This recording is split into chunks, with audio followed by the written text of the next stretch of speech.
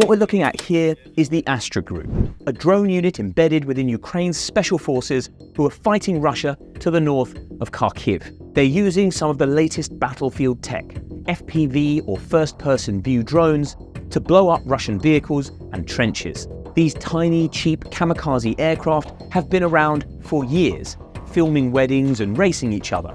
But now some believe they're revolutionizing modern warfare. But are they really the next big thing?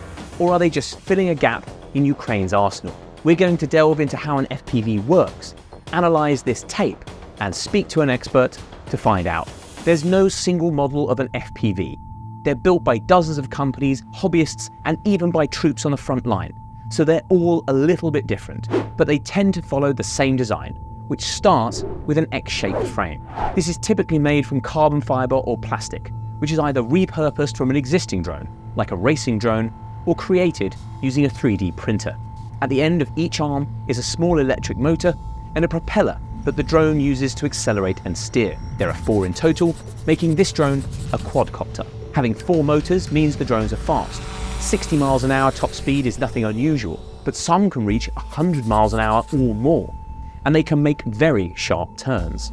Strapped to the underneath of the drone, using cable ties or something similar, is the payload. For FPVs, this is usually an anti-tank shell.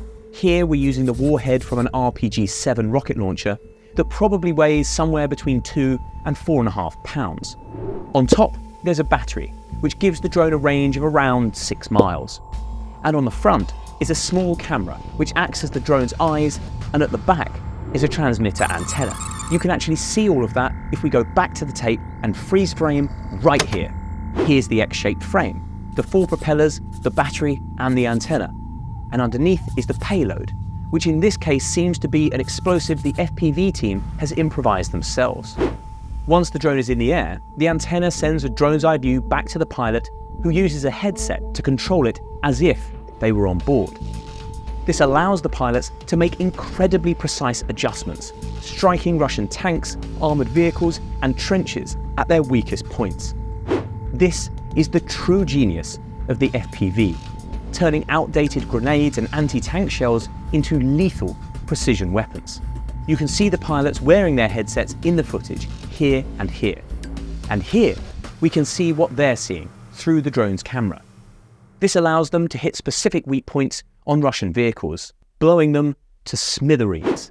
To be effective, the FPV needs to work alongside a surveillance drone, which looks similar but has a better camera. Flying high above the battlefield, their mission is to pinpoint Russian vehicles, troops, or trenches to be attacked. If their commanders decide a target, say a Russian tank, is worth hitting, they will issue orders to a unit to strike it. In the past, that unit might have used expensive anti-tank missiles or artillery shells, but increasingly, the job is being given to cheap FPVs. FPV teams typically deploy between 1 and 3 miles behind the front line, out of immediate danger, but close enough to keep the target within range. They will set up an aerial, which allows them to steer the drone and receive video back from it. Then they will launch. It takes 2 people to navigate, the pilot and a spotter, who reads the location of the target from a tablet computer. Once the tank is in sight, the pilot steers the drone into it, aiming for a weak spot like the tracks, the engine, or the ammo. As the drone hits the target, its payload detonates, destroying the drone itself and hopefully the tank along with it.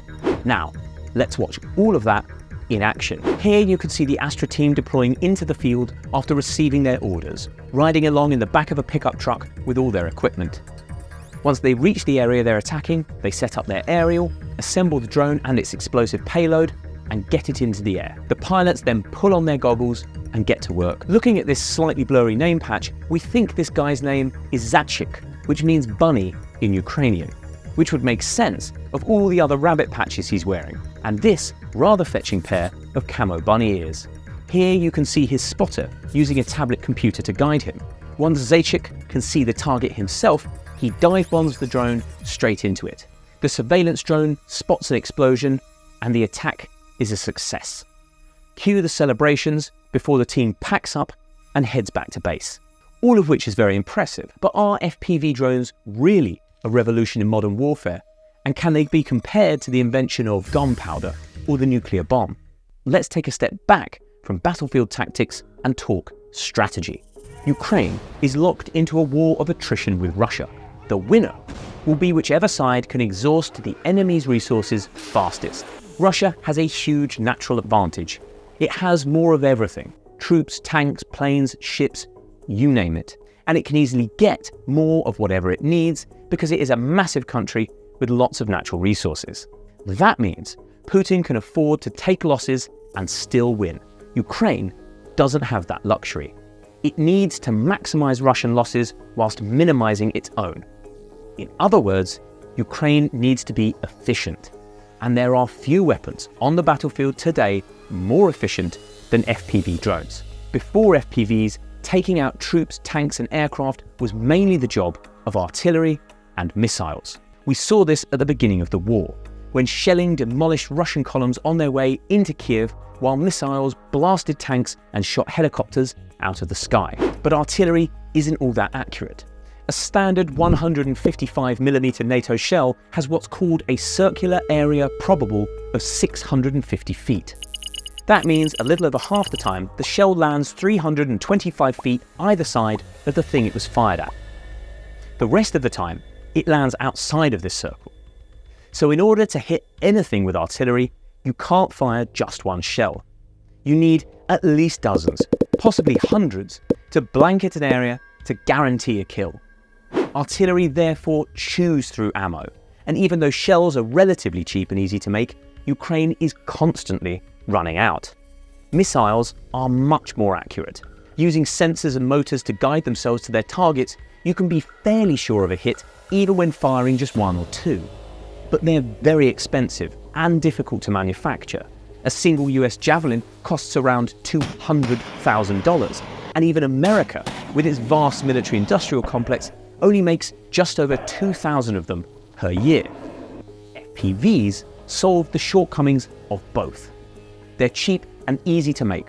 Almost anyone can knock one up in a shed using a few $100s of components that are readily available online.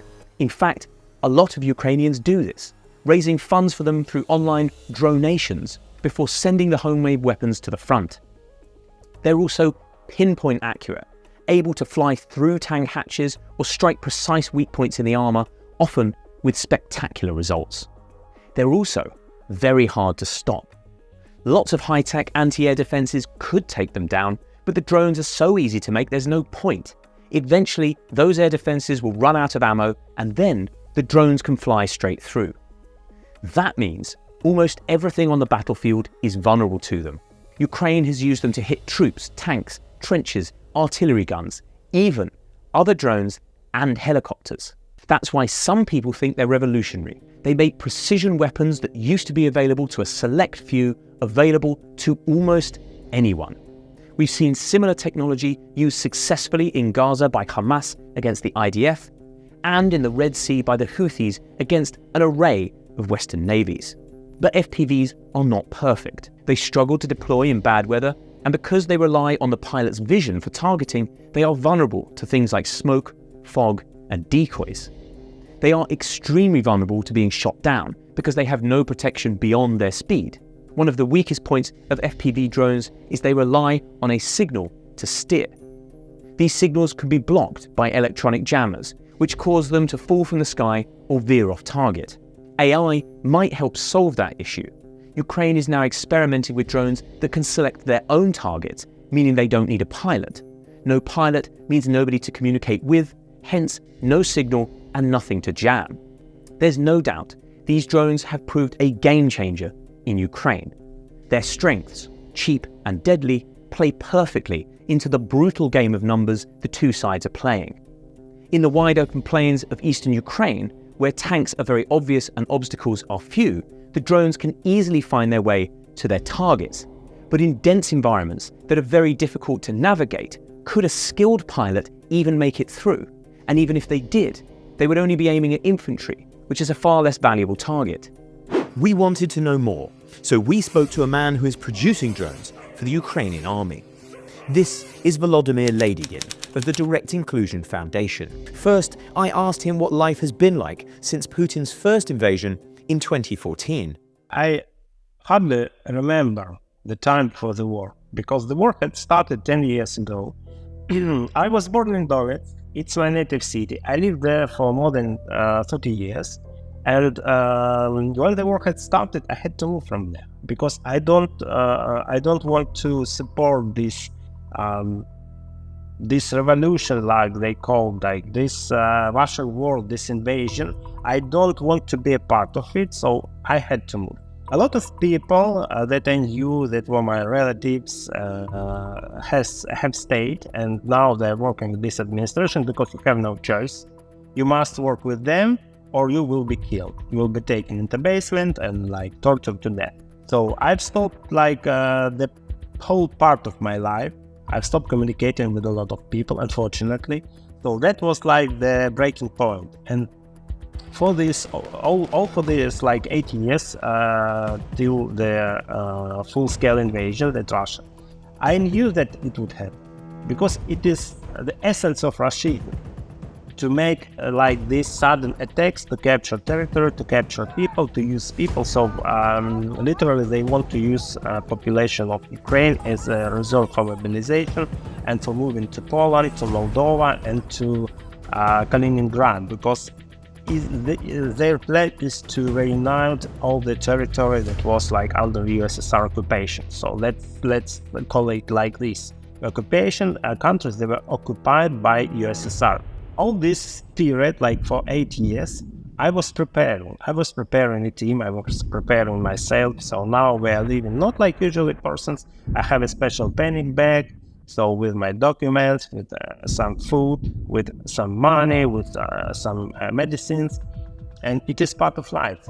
Even my children know that there is like a panic bag. We need to grab some water, food, and like in a few minutes we have to go. I always keep like a tank of my car full with gasoline. It's like life made me like this.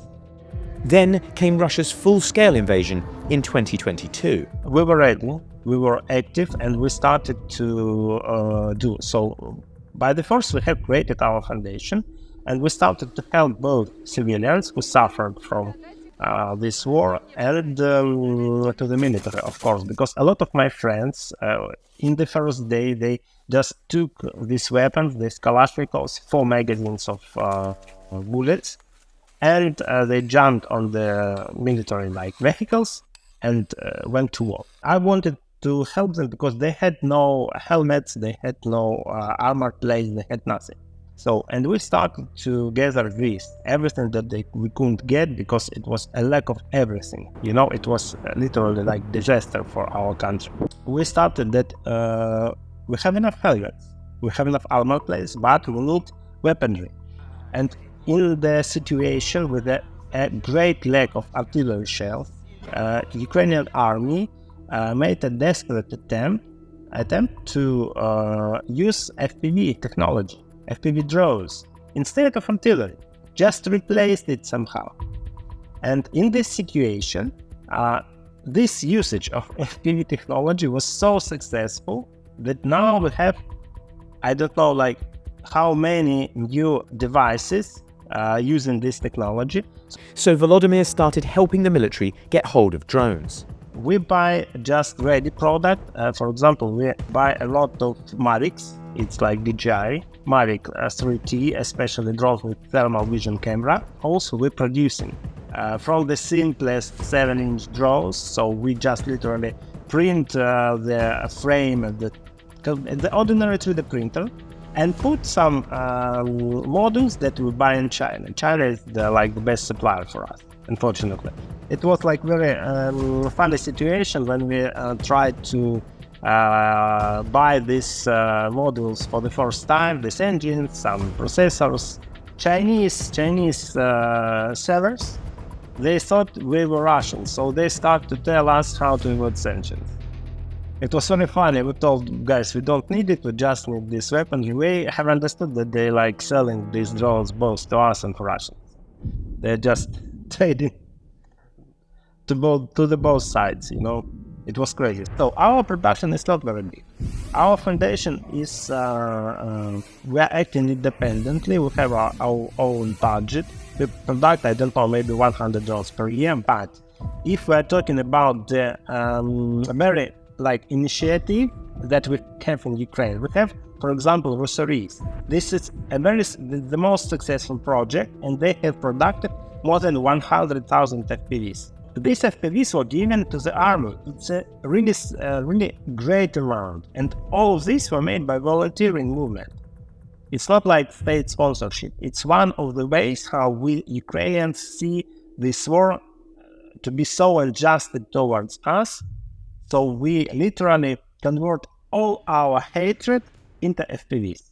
I wanted to know more about the FPVs that Volodymyr produces for the army. FPV is a technology that allows operator using special glasses, using tablet or using phone and a camera on the very drone to operate drone and hit the target, for example, or to throw an object, grenade or something, or thermite at the positions of the military. So this technology allows now to use this drone even in the drone wars, when we have intelligent drones of Russia and we're using Ukrainian drone to hunt it down. So this technology is very flexible. It allows the person from the safe place to hit the enemy. And this technology reduces the losses of Ukrainian troops, obviously. So what we're doing, we're using in any possible way. Military tells us that we need drones to hit targets, just one-time drones. We make cheapest drones that we can make, like some set of modules. So we are printing this frame, we are putting some models depending on the situation. Then we need to put special program equipment. So we have very good IT specialists that helped us. We're not innovative in this. We just took this all this program equipment that we needed from our friends. Then we need to calibrate it, and this drone is ready to use. We just need to send it to the military. They put these explosives, and that's it. The drone works. So we just need to put several engines. We need to put battery. We need to put this motherboard, so-called. We need to put antenna. We need to put camera, and that's it. The drone is ready. It's not a very big deal. Everybody can do it, even at home. It's not a very complicated technology. The cheapest we can produce, that costs about 300 pounds, 400 pounds, depending on the situation. And this drone have all the possibility to destroy a military tank, for example, that costs millions. It's amazing. It all depends on the mastership of operator. So we need, together with drone, we must always put a good, well-trained operator. And we have, in Ukraine, we have a special academy. We don't involve in this. We only produce drones and buy drones and supplying drones to the military, but we have special center who trains these operators. Because it depends on this, because we can have the best drones, and if operators will not be able to fully operate these drones, it will be useless. Next, I wanted to know why Ukraine has become a war of drones. Everything has started from the lack of artillery shells. So literally, Ukraine for defense need to counter enemies' attacks, and the artillery is the best. But if we have enough artillery shells, if we haven't enough, we just need to improvise. We need to have something to replace it. And FPV drones, operators, several operators, and with enough storage of the drones, enough units of the drones, they can stop this attack. So the same effect. And moreover, when you have a lot of drones in the front line, you can completely cut out of the logistic of the enemy forces. So it's very useful. Now a lot of countries are studying the Ukraine's experience, are studying how we can use 3-4 drones that cost 300 pounds to destroy the latest Russian tanks, the most modern Russian tanks, with all the equipment, with all the defense, anti-drone defense that costs millions of dollars by hit of 1, 2, 3, 4 drones. So it's crazy technology, and this is safe. So you can use like this operator that operates these drones from a safe distance. So this operator is out of danger. You just need to have equipment. You don't lose your people. It's very very similar to the Western way of war. Russian way of war, we know, like this meat attacks when they like lose thousands of soldiers for nothing. But the Western way means that you need to be care of your army, and FPV technology allows you to achieve that. And now the big question. Does Volodymyr think drones are here to stay, or are they only a stopgap? As we have a lot of experience of using these drones, we will use it. Anyway, if we will have enough artillery shells, it will be much easier to fight back, you know?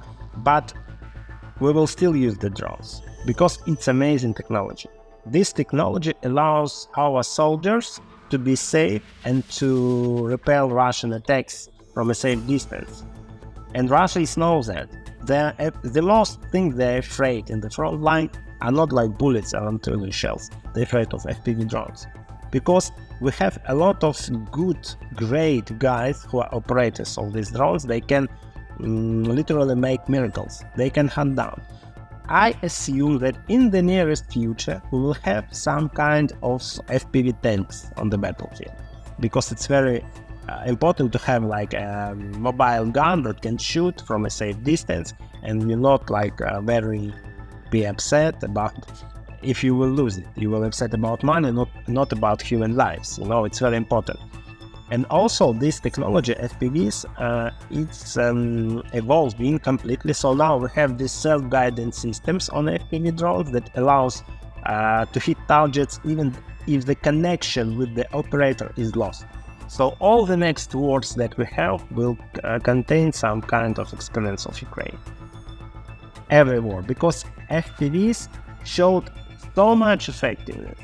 So much Russian tanks and Russian troops were destroyed with this FPV. So for Russian soldier, much greater chance to die from FPV than from anything else in the front line. What we're looking at here is Ukraine's Aero Scout unit showing off the grenade-dropping drones they use to attack Russian troops in Donetsk Oblast. These aircraft are often heralded as the future of warfare, and watching videos of them blowing up troops, tanks and armoured vehicles with ease, it isn't hard to see why. But the reality on the ground is far more complicated than the social media posts imply. We're going to break down how these drones work, examine this tape, and speak to the man who helped record it to find out what's really going on. There's no single model for a grenade-dropping drone, but broadly speaking, they break down into two categories. There are small drones that carry a single grenade, and heavy drones that carry much larger or multiple warheads. Let's start by looking at the smaller ones. These tend to be quadcopters, like the Chinese-made Mavic. They have 4 fold-out arms with a propeller at the end of each, hence the name, which makes them very agile and fast, with top speeds of 40 miles an hour. There's the main body, which contains the battery pack, allowing them to fly up to 15 miles, but a second battery is sometimes added on top to increase their range to 30 miles. They cost about $2,000 and are readily available online, making them cheap compared to other long-range weapons and easy to get hold of. These drones are fitted with a carrying cradle underneath, which the Ukrainians make themselves. This holds the bombs they will drop on the Russian. These bombs tend to be grenades, which have been specially adapted with 3D printed parts like tail fins and nose fuses, so they fall straight downwards. Because the grenades are small, their main targets are Russian troops. But if the pilot gets lucky, then they can burn an armoured vehicle or a tank by dropping them through an open roof hatch and setting light to the fuel or ammo inside. If we look at the tape, we can see what that looks like in reality. Here's the Aero Scouts inside a cottage they've repurposed as a headquarters on the southern Donetsk front, near the town of Maryanka, before it was captured by Russia. They're showing off a Chinese-made Mavic 3, a commercial drone usually used for filming things like weddings, which they've repurposed for these missions. Here's the 3D printed carrying cradle they attach to the underside to carry the bombs, and here is one of the bombs, a grenade typically used in a rifle-mounted launcher that they've adapted with a 3D printed tail fin. This is a Mark I American hand grenade that has also been adapted with an X-shaped piece of plastic, which replaces the pin. It snaps when it hits the ground and activates the grenade. This is how it fits into the carrying cradle, and how the cradle drops it. And this is another rifle grenade, fitted into a slightly different housing, also 3D printed. Here we can see the Aero Scouts setting up for a mission, but we're going to pause right there and take a look at how these drones are used first. The Aero Scouts are a dedicated drone unit. This means they're not deployed on the front line, but a few miles behind it. When a Ukrainian unit on the front line comes under attack, they'll request fire support. This usually involves artillery, but also grenade-dropping drones. The Aero Scouts get a call to help and head to a particular sector with their drones. They'll drive to a forward position, a pre-prepared trench or dugout, where they'll set up their drone and get it into the air. Then, using live video feeds from surveillance drones hovering over the battlefield and electronic maps, they'll start hunting down and taking out their targets. Because the bombs they're dropping are small, they're mostly used against infantry. The grenades will cause casualties, but the presence of drones is also helpful in forcing Russian formations to disperse. This makes attacking much harder, because a successful assault is all about concentrating power in one place. With drones in the air, this becomes very dangerous to do. If the drone pilot gets lucky, they may find an abandoned vehicle on the battlefield with its top hatches left open. In the hands of a skilled pilot, a grenade dropped through the hatch could set light to the fuel or ammo inside a tank or armoured vehicle and destroy it completely. Once the mission is complete, the drone returns to its handler where it can be fitted with another explosive and head out into the field again. If we come back to the tape and hit play, we can see that in action. Here, the Aero Scouts are setting up their drone, flipping out the arms and the propellers. This soldier is fitting a grenade into the carrying cradle, and if you look here, you can see a trigger he's going to fit to the nose, which will set it off when it hits the ground. The Mavic is small enough to be launched by hand, which is what's happening here. And here's a clearer look at one of those nose-mounted triggers being fitted. This grenade comes with a special message for the enemy. Our present for Russian. Now, let's take a look at the larger drones. This is a Vampire, a purpose-built Ukrainian drone which is many times the size of the Mavic we just saw. It's a hexacopter because it has 6 arms and propellers instead of 4. In the middle are antennas. We're not 100% sure, but we think this one boosts the signal of other nearby drones, and this one controls the Vampire itself. On the legs are 2 large battery packs. This makes it slower and less agile than the Mavic, but means it can carry a much heavier payload, up to 33 pounds, and transport it up to 14 miles. It is also fitted with a thermal camera because the Vampire carries out most of its missions in the dead of night. That's because the 6 rotors make it very loud, so it's easy to spot and shoot down during the day. All this extra equipment costs more, upwards of $80,000, so it is not as expendable as the smaller drones. But it can attack a wider variety of targets. It is powerful enough to carry and drop repurposed mortar shells, even anti-tank mines. That's useful, not just against troops, but against hardened targets like bunkers, trenches, and tanks.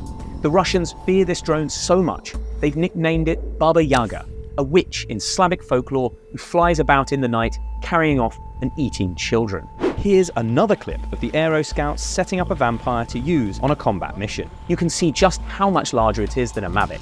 There's no question of this thing being launched by hand. Down here you can see hard points where 4 bombs can be attached, and here is the devastation caused during a raid by one of these drones. It's easy to see why the Russians find them so terrifying. What I've got here is a tape of attacks by the smaller drones, so you can see the difference between the two. Here you can see a drone hovering over Russian positions on the front line. You can see the grenade the drone is going to drop creeping into the frame here. Once the pilot has picked their target, they let the bomb go, and you can see it exploding here. Obviously, that's nowhere near the size of the explosion caused by the Vampire. And here, you can see what happens if the pilot manages to get a grenade through the open hatch of a tank. The initial explosion is small, but pretty soon the tank has set ablaze, which will put it out of action as if it had been hit by an anti-tank rocket for a fraction of the cost. Drones in war are nothing new. They were a constant and controversial part of America's wars in the Middle East going back 2 decades. Back then, The trend was for big and expensive drones because Al-Qaeda and ISIS didn't have any jets or air defenses to shoot them down with. Ukraine has reversed that trend. Now, drones are cheap and expendable. They have to be, because the skies over Ukraine are so contested that anything big would be shot down almost immediately. These smaller drones do still get shot down all the time. Their average number of flights is about 4, but they are easily replaceable. Because they're cheap and easy to get, they're everywhere on the battlefield. Up to 10,000 of them are in the air at any one time. It's hardly surprising, therefore, there are millions of videos of them on apps like Telegram and Twitter. Watching all this footage, it's easy to get the impression that drones are unstoppable killers, hunting down troops and tanks unimpeded. But that's a false impression. For obvious reasons, the Ukrainians don't show off their failures, only their successes. And the most common outcome of a drone mission is failure. For every one hit, 8 or 9 drones may have fallen short, running out of battery en route, brought down by gunfire, or forced off target by jammers. Even when the drones do reach their objectives, there is no guarantee they'll actually hit them, especially if the pilot is a rookie. Dropping a grenade precisely on a moving target from hundreds of feet in the air is no mean feat, especially in high winds or bad weather. For that reason, even the Ukrainians, pioneers of this new way of warfare, don't rely on drones alone to get the job done. Artillery is still thought to kill more soldiers on both sides than these new weapons, and Kyiv is constantly asking its allies in the West for more anti-tank rockets. That has raised questions about whether these really are the game changers they appear to be. We sat down with the journalist who filmed this footage and who himself has survived drone attacks in Ukraine. I'm Richard Pendlebury. I'm a frontline correspondent in Ukraine for the Mail. We've seen how the war has developed and how the machinery of war has developed, which has been incredibly quickly. The most significant is the development of drone warfare. Richard knows what it's like to be hunted by a Russian drone. It's a very unpleasant sensation to know that, or to hear the drone, first off. I mean, it's a very particular sound, sounds like a strimmer buzz or like a very large mosquito. The first time it happened to us where we were directly engaged in a situation with a Russian drone was in a trench line right at the front near the Le Mans front last summer at night. So we just entered on foot the trench line when the Russian drone came right overhead. We could hear it overhead very clearly, our position in the trench. We were told by the soldiers with, stop, don't move, don't say anything if that matters, I don't know. There was like a minute which seemed much longer while the drone was right over us, stationary hovering. Now it probably had thermal imaging because it wouldn't otherwise be out at night, but it probably didn't, it wasn't armed, thank goodness. Or at least it didn't see us, didn't react to us, it didn't drop any munitions on us, and then eventually it moved off further down the line. More recently, in the last few weeks, we were driving into a town, little village town called New York. It was a beautiful summer's morning, about 6:15 in the morning, which is very bad conditions if you're trying to avoid drones because they can see you from a long way, and if you're the only cars on the road, it's a 2-vehicle convoy of a reconnaissance patrol. We were carrying, on this occasion, a drone detector, which picks up the signals from Russian drones and tells you how far they are from you, what kind of drone they are. It started to beep, and then Russian drone, reconnaissance drone, passed directly over our vehicle. It was a target acquisition drone, so it was looking at us rather than wanting to being able to kill us. When we pulled out of the town, the same road on the way back, again, beeps, beeps, beeps, and this was a kamikaze drone which was closing in on us, and it almost got to the point where we drove off into the nearest hedge and then scattered, which is what the instructions were, when it stopped closing and then went off somewhere else, which was lucky for us.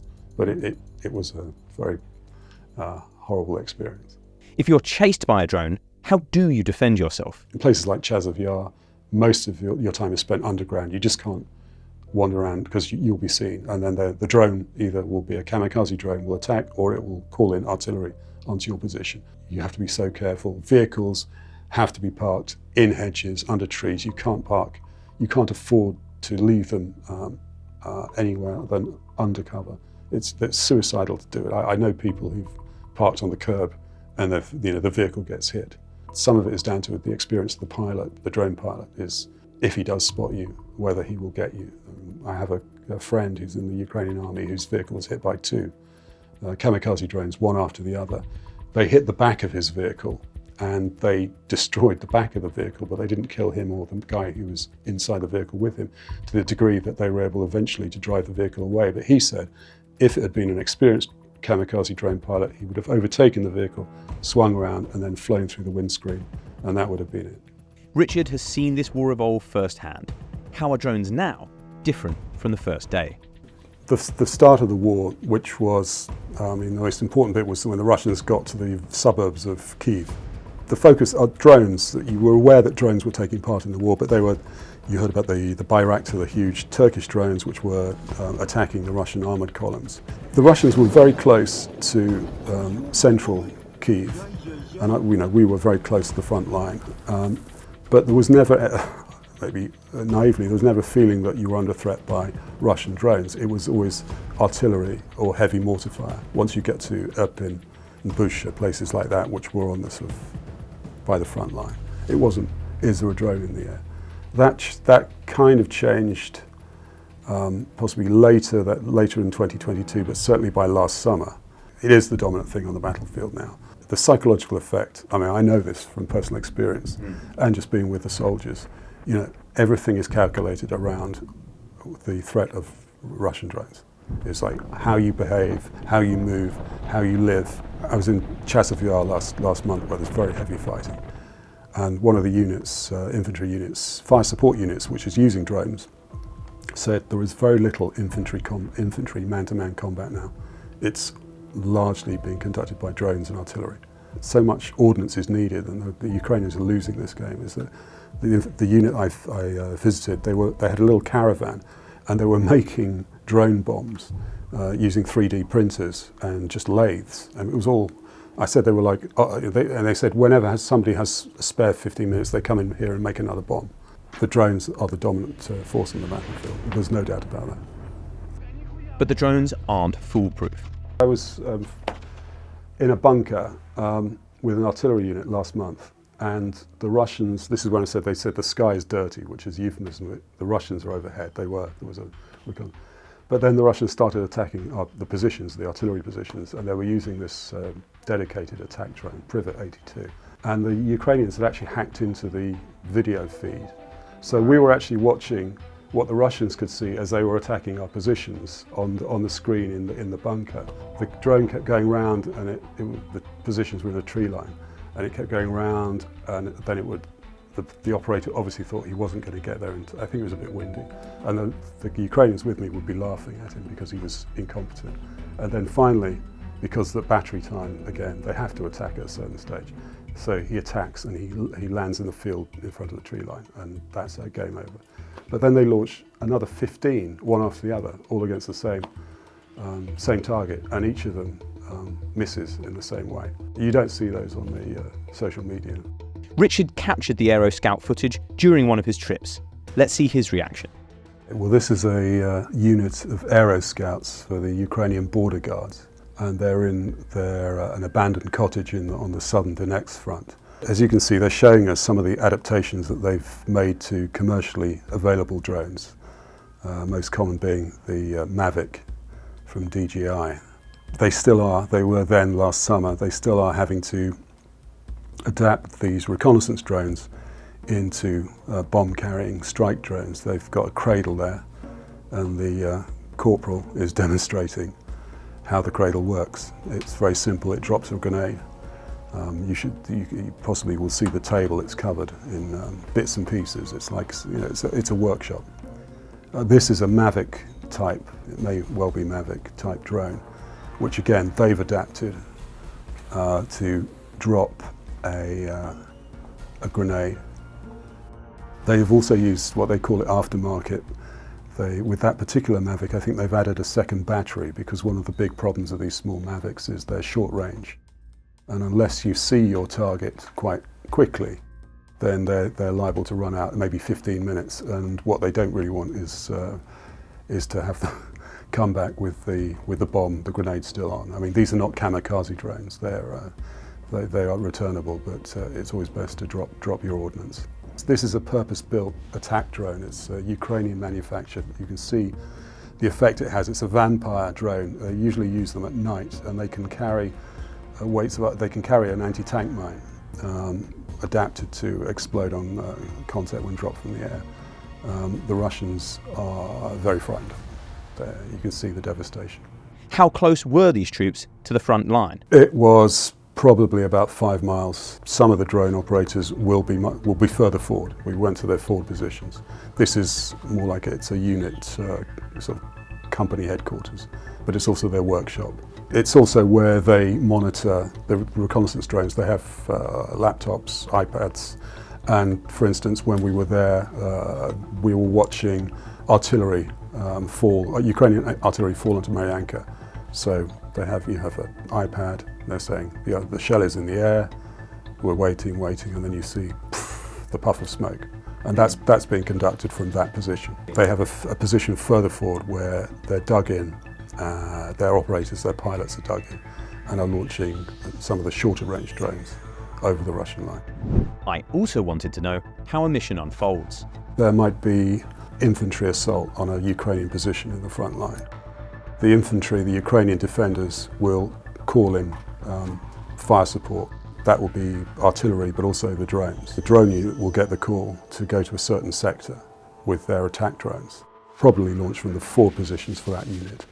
They will go and assist in trying to stop the attack. And a lot of the time, because the Ukrainians have been very short of artillery shells, drones have been used to break up infantry assaults. So when they've been short of longer range artillery, howitzer shells, long range drones with munitions have flown up to 30 kilometers behind the Russian lines to attack. They're very flexible, and their capabilities are getting better or more frightening, depending on which end of the attack you're on. If you got very lucky and you dropped a hand grenade which fell down an open hatch into an armoured vehicle, it would stop it, it would disable it. The drones that we were looking at are generally against infantry, soft targets. But what you've got to appreciate is how many drones there are in the air at one time. I mean, the figure I was given last summer was 10,000 in the air at any one time along the front lines. So if you go into a forward command post, and you can't go out because there's artillery coming on time, but in the forward command post there will be a bank on the wall, 12 different images constantly flickering, and that is from 12 different drones who are over the sector the whole time, reconnaissance drones. It's like a security room in a department store or something like that. You're just looking at what's in front of you and looking for movement all the time. The reconnaissance drones will work with the kamikaze drones, and the kamikaze drones are by far the most frightening, and they have changed the war. Now the big question, are these drones really a game changer? Nobody can afford to ignore the lessons learned on the battlefield with drone warfare. They've totally transformed warfare now from here on in. And we're talking about non-state groups like the Houthis or Hamas, which they're already deploying attack drones, up to the superpowers like in the West, the United States, and to a lesser extent Britain. And they've got to really ramp up their use of drones, not just to use as offensive weapons, but the way that they're going to tackle them, electronic warfare, but also air defense against drones. Because at the moment we have this unsustainable situation where they're using missiles which cost hundreds of thousands of dollars a piece to take down a Mavic drone which may cost $2,000. What we're looking at here is an M270 multiple launch rocket system opening fire on Russian targets in Ukraine. Rocket artillery like the M270 and its little brother HIMARS are perhaps the most effective weapons the West has given to Kiev to date. They have blown up tons of precious Russian ammunition, brought down bridges and railway lines, and helped level the battlefield between Ukraine and its much larger opponent. But what makes them so good? We're going to examine this tape, explain the tactics, get up close with the M270 on a NATO training base in Finland, and speak to the commander of an MLRS battery to find out. This is the M270 Multiple Launch Rocket System, or MLRS for short. It's a type of artillery, but rather than firing shells like a howitzer, it shoots rockets. It can carry up to 12 of them, which are stored in 2 pods with 6 rockets in each pod. These pods are loaded by hand, then winched into place on top of the vehicle using built-in cranes. They're stored up here, inside a launcher loader module, or LLM for short. This can rotate left and right and tilt up and down to point the rockets at their target. The LLM is mounted on the back of a vehicle called a carrier, which is armored to protect it against light weapons like machine guns and grenades. It weighs about 25 tons and has tracks which, unlike tires, cannot puncture and are less likely to get stuck in mud, meaning it can cross rough terrain. The tracks do make it kind of slow though, and it has a top speed of just 40 miles an hour. Inside are 3 crew: the driver, the gunner, and the commander. Without leaving the cab, these 3 can get the M270 into position, lock on to a target, and unload all 12 missiles in just 60 seconds. Once the missiles have been fired, they'll drive away to an ammo storage point where 2 more loaded missile pods will be waiting for them. They'll winch those into place, then drive on to a hiding location where the M270 can be concealed until it's time for its next mission. The M270 also has a little brother, the High Mobility Artillery Rocket System, or HIMARS, which works basically the same way, except it's half the size. It only has 1 pod on top, holding 6 rockets instead of 12, and has wheels instead of tracks. This makes it lighter, faster, and quicker to fire and reload. If we go back to the tape, we can see the M270 in action. Here's the driver, and here's his commander and gunner. You can see the rocket pods are already loaded on top of their vehicle. This one is full of rockets, and this one here is empty. On the bottom of the rocket tubes, they've written messages for the Russians. This one says for Dnipro, a Ukrainian city that has been the target of Russian attacks. After receiving orders, they drive the vehicle into position. Then they use the onboard computer to lock onto their target. You can see the launch module on the back is now elevated to point at the target. Once they're locked on, it's rockets away. The M270 can be loaded with various types of rocket, but the ones donated to Ukraine mostly fire the Guided Multiple Launch Rocket System, or GMLRS for short. Each rocket is 13 foot long, 227 millimeters wide, weighs up to 660 pounds, and has a range of more than 45 miles. That is much further than standard artillery, which can only range around 18 miles. GMLRS rockets have 4 main sections. At the back is the tail, with the engine and fins that help stabilize the rocket in the air. In front of that is the fuel tank, which powers the rocket, and in front of that is the payload. Ukraine has been given 2 variants. One which includes a single explosive charge weighing around 200 pounds, and a second that has a smaller explosive charge but is packed with thousands of metal ball bearings. Near the top of the missile is the guidance system, which includes these little fins, or canards, that help steer the rocket in the air. And at the tip is the fuse, which is responsible for detonating it. If the missile is loaded with a single large explosive, the fuse will detonate on contact, making it effective against well-protected, high-value targets like command posts or ammo dumps. If it is loaded with ball bearings, the fuse will trigger just above the target, throwing them out across a wide area, which is useful for taking out troops and lightly armored vehicles. Here, I've got some additional footage which shows what I'm talking about. This shows several precise GMLRS rockets hitting the headquarters of Russian Special Forces located in the Kherson region. You can see one rocket landing just here, and another a few moments later here. They kick up a lot of rubble and debris, which means a large and powerful explosion, but only in one spot, and only as the missile hits. That means they're armed with the 200-pound single explosive charge set to detonate on contact. Whereas this tape shows a GMLRS rocket filled with ball bearings hitting a Russian Pion artillery gun. You can clearly see the rocket explodes in the air, a fraction of a second before it would have struck its target. That throws the ball bearings out in a very distinctive circle pattern, which you can see on the ground here. This causes far less damage than the impact warhead. You can actually see the Pion gun is still intact even after a direct hit, although it is on fire. But it spreads that damage over a far wider area, ensuring any nearby ammo, supply vehicles or troops are also destroyed. But the M270 has one more trick up its sleeve. Instead of being armed with GMLRS rockets, it can be loaded with the Army Tactical Missile System, or ATACMS, for short. These are the same length as the Gimlers, 13 feet, so they can fit in the same launcher, but are much wider and heavier. Because of this, only 2 of them can fit on top of the M270, 1 in each pod, or a single one on HIMARS. Each missile measures 610 millimeters across, triple the size of the Gimlers, and weighs up to 3,700 pounds, or 1.6 tons. Like the Gimlers, it has 4 sections. At the rear is the control section, with the rocket motor and fins used for stability and steering. In front of that is the fuel tank, and then the warhead. Again, there are 2 variants. One containing 300 bomblets, small explosive charges designed to blanket a wide area, or a single high explosive charge weighing 500 pounds. At the tip is the guidance system, which works off GPS, and the fuse, which can be programmed to detonate above a target or on impact. Because the ATACMS is so much larger than the Gimlers, it has room for a lot more fuel and therefore has a much longer range, up to 186 miles. For that reason, it's mostly used by Ukraine to carry out strikes deep behind the Russian front line. Early last year, ATACMS were used to strike sensitive military bases in Crimea and, more recently, inside Russia itself.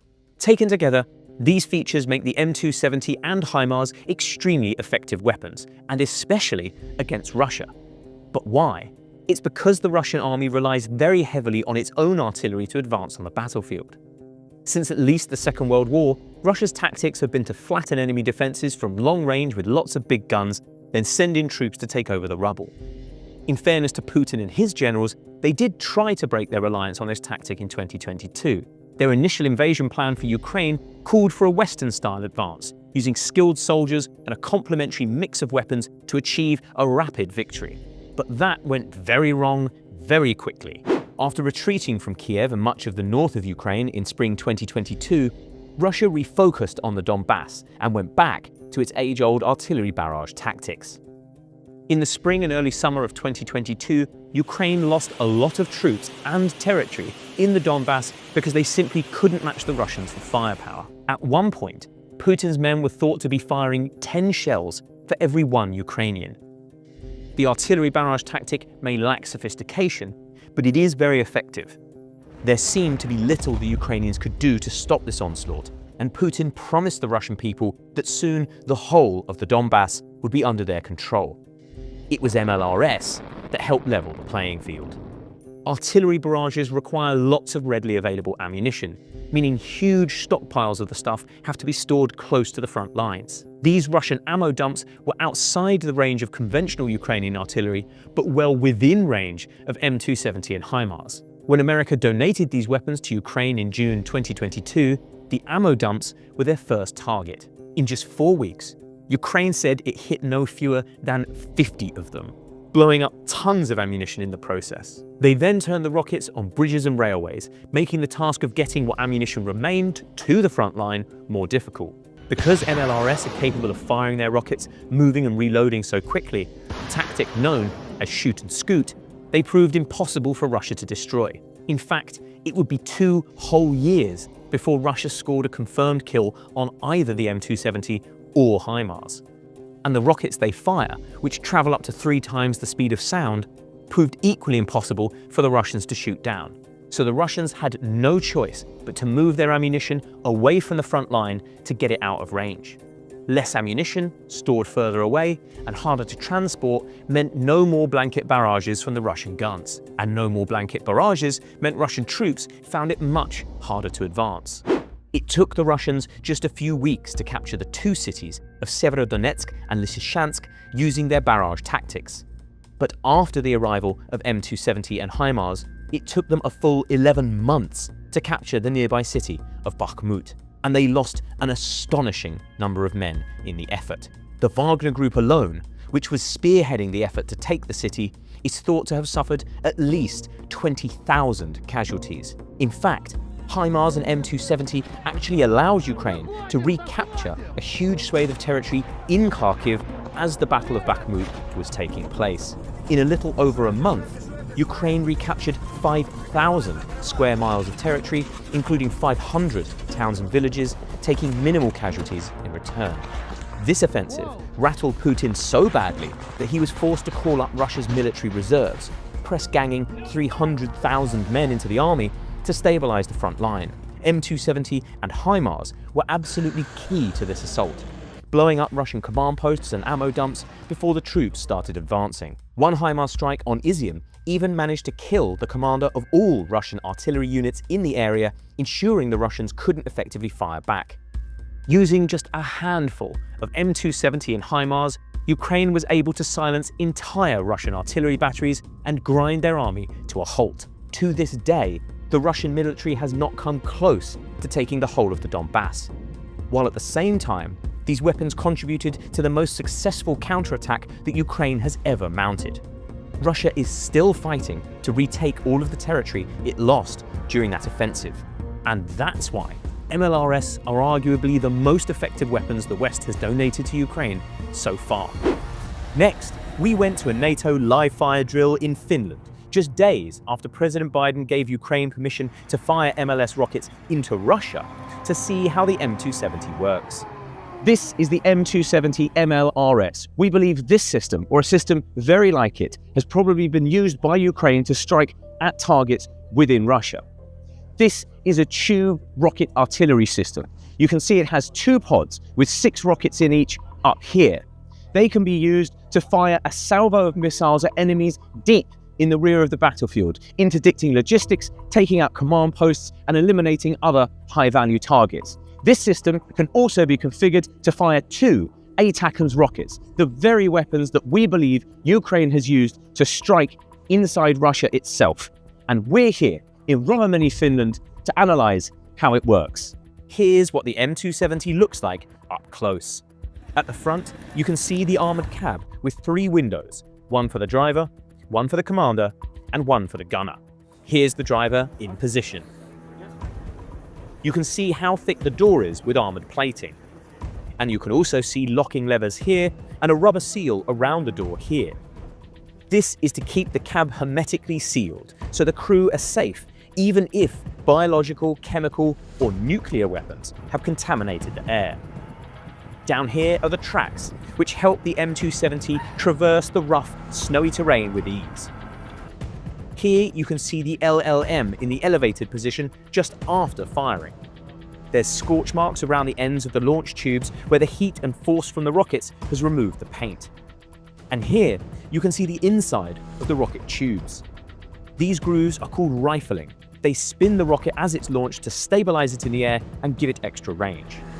And this little bit of metal down here is responsible for igniting the rocket when the commander hits the fire button. Here's how the M270 gets into position. Because this is a training exercise, the commander is poking his head out of the cabin for a better view, but in combat, he'd be inside. You can see the tracks traversing easily over the snow. Each of the tracks can be operated independently, so the system can make very tight turns. Here's how the LLM elevates, turns, and tips up and down to lock onto targets.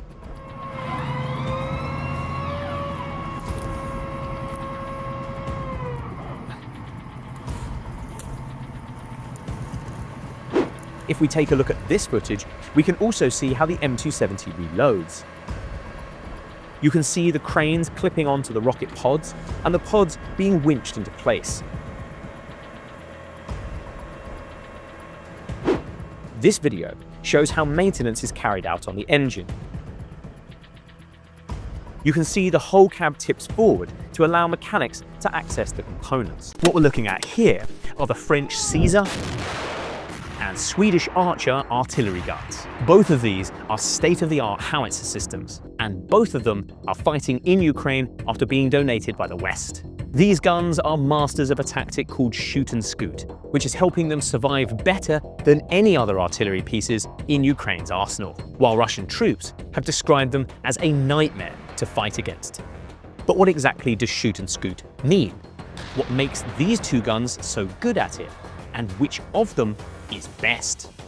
We're going to break down how the guns work, examine the tapes, travel to Finland to see them in action, and speak to their crews to find out. This is the Caesar, a very literal French acronym that means truck equipped with an artillery system, because that's basically what it is. The truck in question is a Renault Sherpa 5, which began life as a military transport.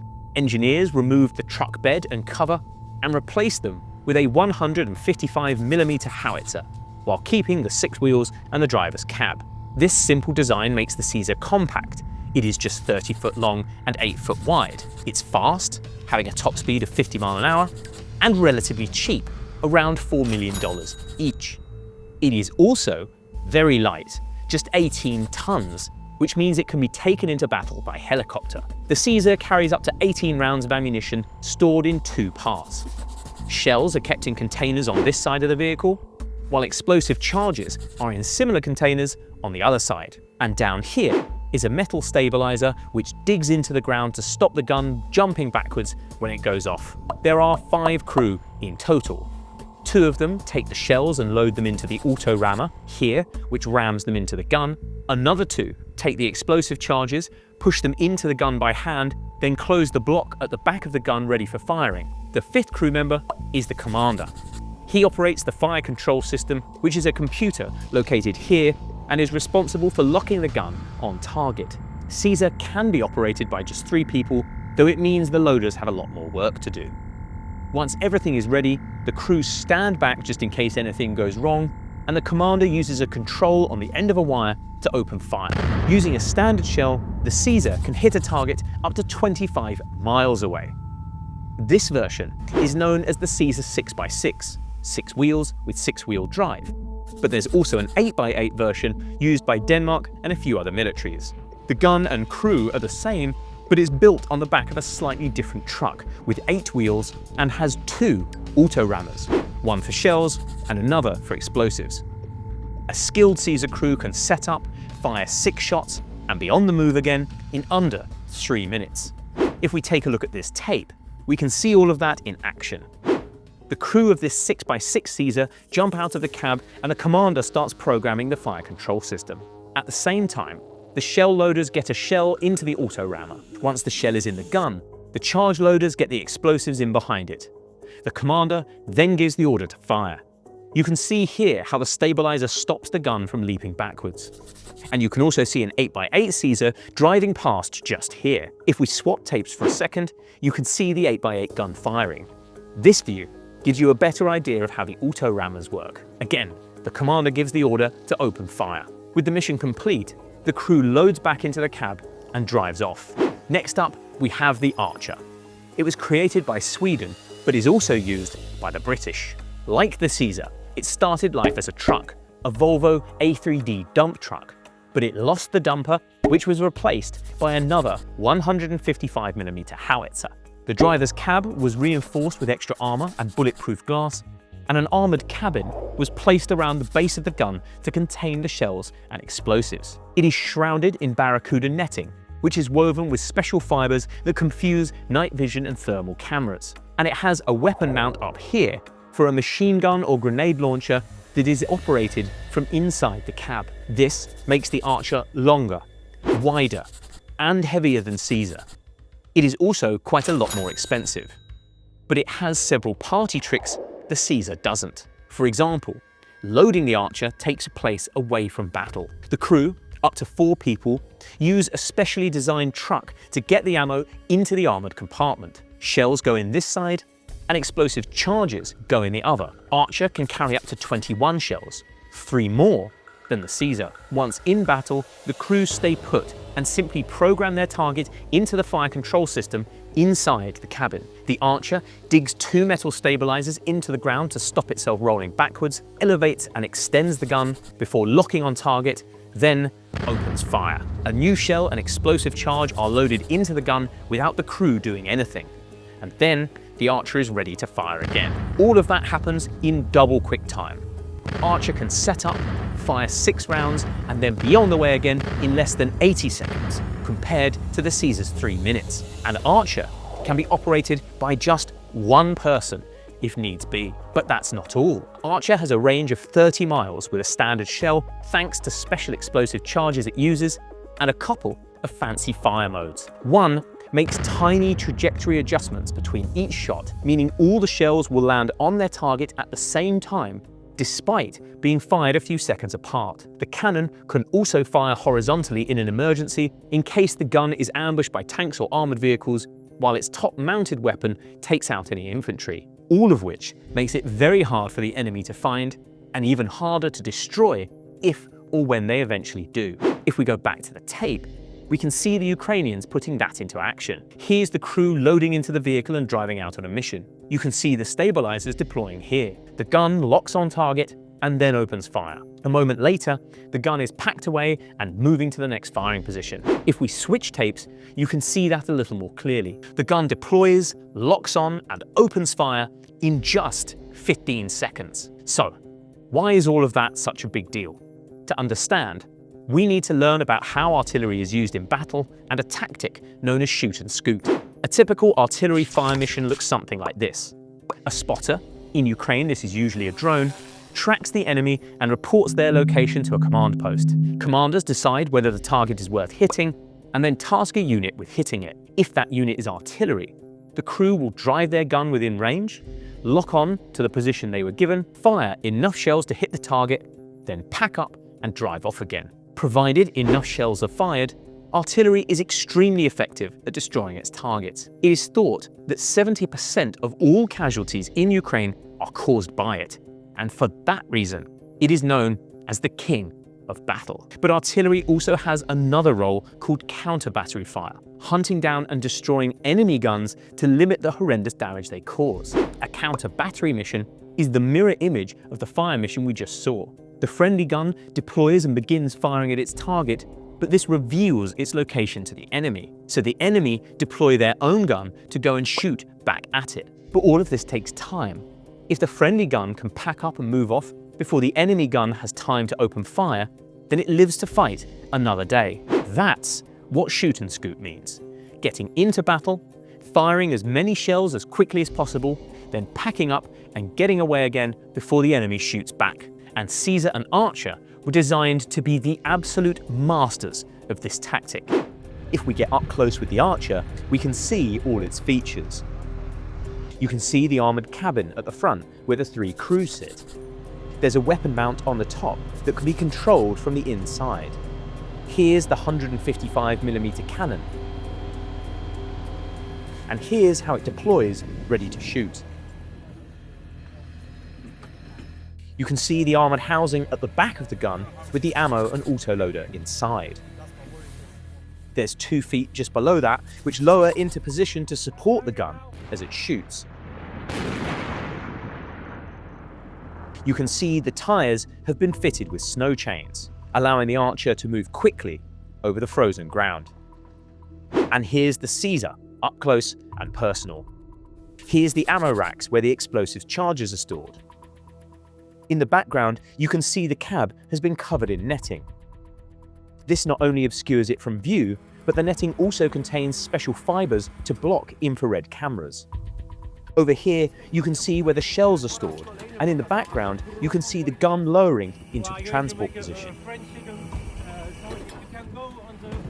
You can see this Caesar has also been fitted with snow chains to tackle the frozen terrain. At the back of the gun, you can see the 5-person crew discussing their mission.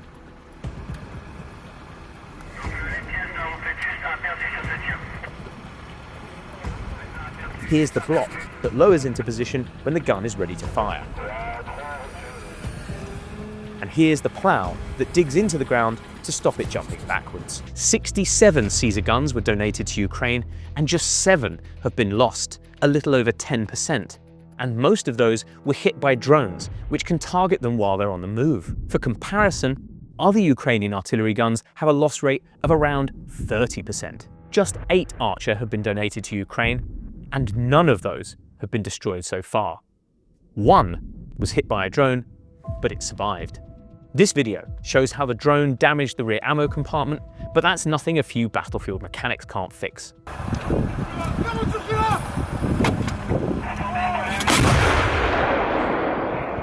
It should come as no surprise then that the Russians describe these guns as a nightmare to fight against, and very few of them have been destroyed. If we look at this footage from a NATO live fire drill in Finland, we can understand why. This is the Caesar artillery piece. It is French owned but has been donated to Ukraine and is being used to fight the Russians. Very similar to the Archer artillery piece.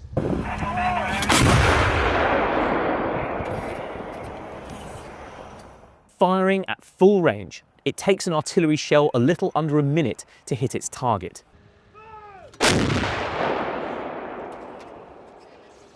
From the time this Caesar fires its first round, it takes a little under 30 seconds to get the second one away.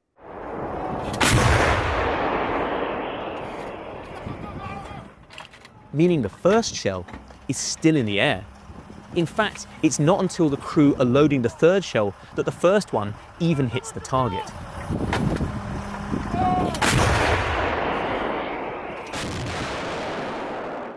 Only now do the enemy realize they're being shot at. They may well scramble a spotter drone to look for the gun, but the Caesar crew is already packing down. By the time their own artillery has got the location and fired back, this crew will be on the move somewhere else. The Archer is even more impressive. Between the first shell being fired here and the last shell being fired here, less than a minute has elapsed. And its clever fire mode means all these shells will land at the same time. Only now do the enemy know they're being shot at, and the Archer is already long gone. While in Finland, I spoke to the crews who actually operate these guns to find out what they think. First, we spoke with French artillery gunners operating the Caesar. I'm Colonel Aumonier. I'm the commanding officer of the 93rd Mountain Artillery Regiment, which is located in the French Alps. Just like the Archer, the Caesar's party trick is its mobility. We are very proud of the Caesar because of its mobility, its capacity to firing very quickly, and its capacity to move in many areas quickly. So we are very happy with the Caesar. A firing mission, it used to be maybe 2 or 3 minutes, and in less than 1 minute, he keep out the position to join a concealed position and waiting for another firing position. So the mobility is very fast. If you want to stay alive, you have to be mobile. Mobility is more important than ever because of the threat from drones. I think that drones have an impact of all the military layout, because not also artillery, but the PCs, the logistic area, everyone and everybody in, I think, the battlefield are concerned by drones. So for us, we have to insist on the maneuver, less than on the firing mission, but more on the maneuver, because one time, if you want to stay alive, you have to move very quickly. You have to stay concealed until you receive the firing mission. So to avoid drones threat, you have to be very mobile, I think. Next, I wanted to know how the gun operates in the field. I know the Caesar from many 15 years, and I was deployed with the Caesar in Malia, in Afghanistan. All right. So I know very well the system, and I'm very proud of it. The best of the gun is it's quite simple system. It's a quite simple system. Only 5 guys to use the Caesar, and you can keep approximately, I think, 30 shells in an autonomous manner, and it can move very simply. So it's a quite easy system, I think. Last, I asked if he could compare the Caesar and the Archer. The Archer and the Caesar. There's I don't know systems. the Archer. I'm not a specialist of the Archer. I know very well Caesar, but Archer not. Okay, we'll go and ask the British I want about to be that. just. So that's exactly what we did. Lieutenant Colonel Ben Baldwinson of the 19th Regiment Royal Artillery, the Scottish Gunners. This is the first live firing we've done with Archer. So Archer's our new 155 artillery gun. So we've bought it from the Swedish. We've had about I'd say about a year worth of dry training, converting our soldiers to drive, fight and operate the vehicle. And here's the first time we've actually had a chance to live fire it and really put it through its paces in some pretty testing climate. Next, I wanted to know about the Archer's shoot and scoot capabilities. So I think the potency of the gun is its ability to fire and move very quickly. So the power of that means it can be, if it is spotted, then it's fired and delivered its ordnance, and then it's away and hard to then track and to acquire and then potentially be destroyed itself. In terms of its speed of fire, it can fire all of its magazine and its rounds in a couple of minutes, and so it puts a huge weight of fire. Now, if you extrapolate that, if you expand that across a number of guns, of a regiment of guns, 24 guns for instance, then that is a colossal weight of fire that it has lots of guns moving around and is very difficult for the enemy to, one, see and two, hit. Just how quickly can the Archer deploy, fire and relocate? We've been getting quicker and quicker every day, and we've been practicing moving the Archer from a hide into a firing post, firing a salvo and then moving off. And we've got that down to seconds rather than minutes. It is impressive. It's been very easy to maneuver on this terrain. In fact, it's been outpacing some of our tracked vehicles that support it. And when it's firing, it's really impressive. The rate of fire is much faster. And what about the Archer's fancy fire modes? There's two impressive functions that the gun has. The first is it has a multi-target ability, which means we can program the gun to go through a cycle of firing on several targets. Once it's programmed in the computer, it will just literally go from one target to the other. So it can fire virtually its whole magazine of 21 rounds on a number of targets once they're set in the computer. Something brand new for us. The other thing is the multi-round single impact mission, which it can fire a series of rounds at different trajectories so that they land at the same time. So the computer calculates the time of flight so that it hits the same point, which I can tell you from looking at the target end is pretty impressive. How does he think the Archer stacks up against the Caesar? So the Archer's strength is in its mobility and its ability to fire very quickly. We've also had a look at the Caesar, which is very similar. It is a different wheeled vehicle. It has a different loading mechanism. Probably its strength is in its simplicity. So its ability to fire and be fixed very quickly. Yeah, the Archer crew survivability is excellent. So the cab itself is protected. It is air sealed. And it has a climate control system. So in terms of not being nice and warm, as well as being protected, it's superb. And the gun itself is protected with armor, but the main potency of the gun is its ability to move very quickly, which gives it its own armor in itself because it doesn't stay in one place for very long. We can see that each of these guns have their advantages. The Caesar is simple, easy to use and transport, and relatively cheap. They give their crews increased chance of survival over older Soviet kinds of artillery, and there are lots of them available. Their only major downside is that they require 5 people to operate, but that can be reduced to 3 in a pinch. If I were a battalion commander or a general, I think the Caesar would be the gun I'd pick. It isn't perfect, but it helps keep my troops alive and can be supplied in large enough numbers to make a measurable impact. Its simplicity means it isn't going to be such a problem to supply or maintain either. The Archer, on the other hand, is clearly a more sophisticated system. It provides best-in-class protection to the crew and is almost impossible to find and destroy by traditional means. Even if you do manage to find and track one with new technology like a drone, a kill is not guaranteed. If I was an artillery gunner, then there's no doubt I'd want to use the Archer. But for the battlefield commander, there's drawbacks. First, there's not that many of them available, so they can't be deployed at scale. That's a problem on a front line as long as the one in Ukraine. Second, they require a specialist vehicle to load the ammo into that rear compartment, putting extra pressure on the logistics tail. And with all the complex electronics on board, it's a fair bet they're harder to maintain than the Caesar as well. They can be operated by just one crew, which is a huge advantage to Ukraine. But according to the British commander we spoke to, it takes around a year for the crew to become proficient, which is a long time. So, while the Archer is undoubtedly the better gun in technical terms, if I were the Ukrainians, I think the Caesar would actually be top of my wish list. This is an American Abrams tank being hit by a Russian drone near the city of Avdiivka back in February. And this is the very first piece of footage we've seen of one being destroyed by the Russian army. The Abrams is among the world's best, but the Ukrainians managed to lose 3 of them in a little over a week. And they have lost even more since then. Which begs the question, does the Abrams have a place on the battlefields of the future?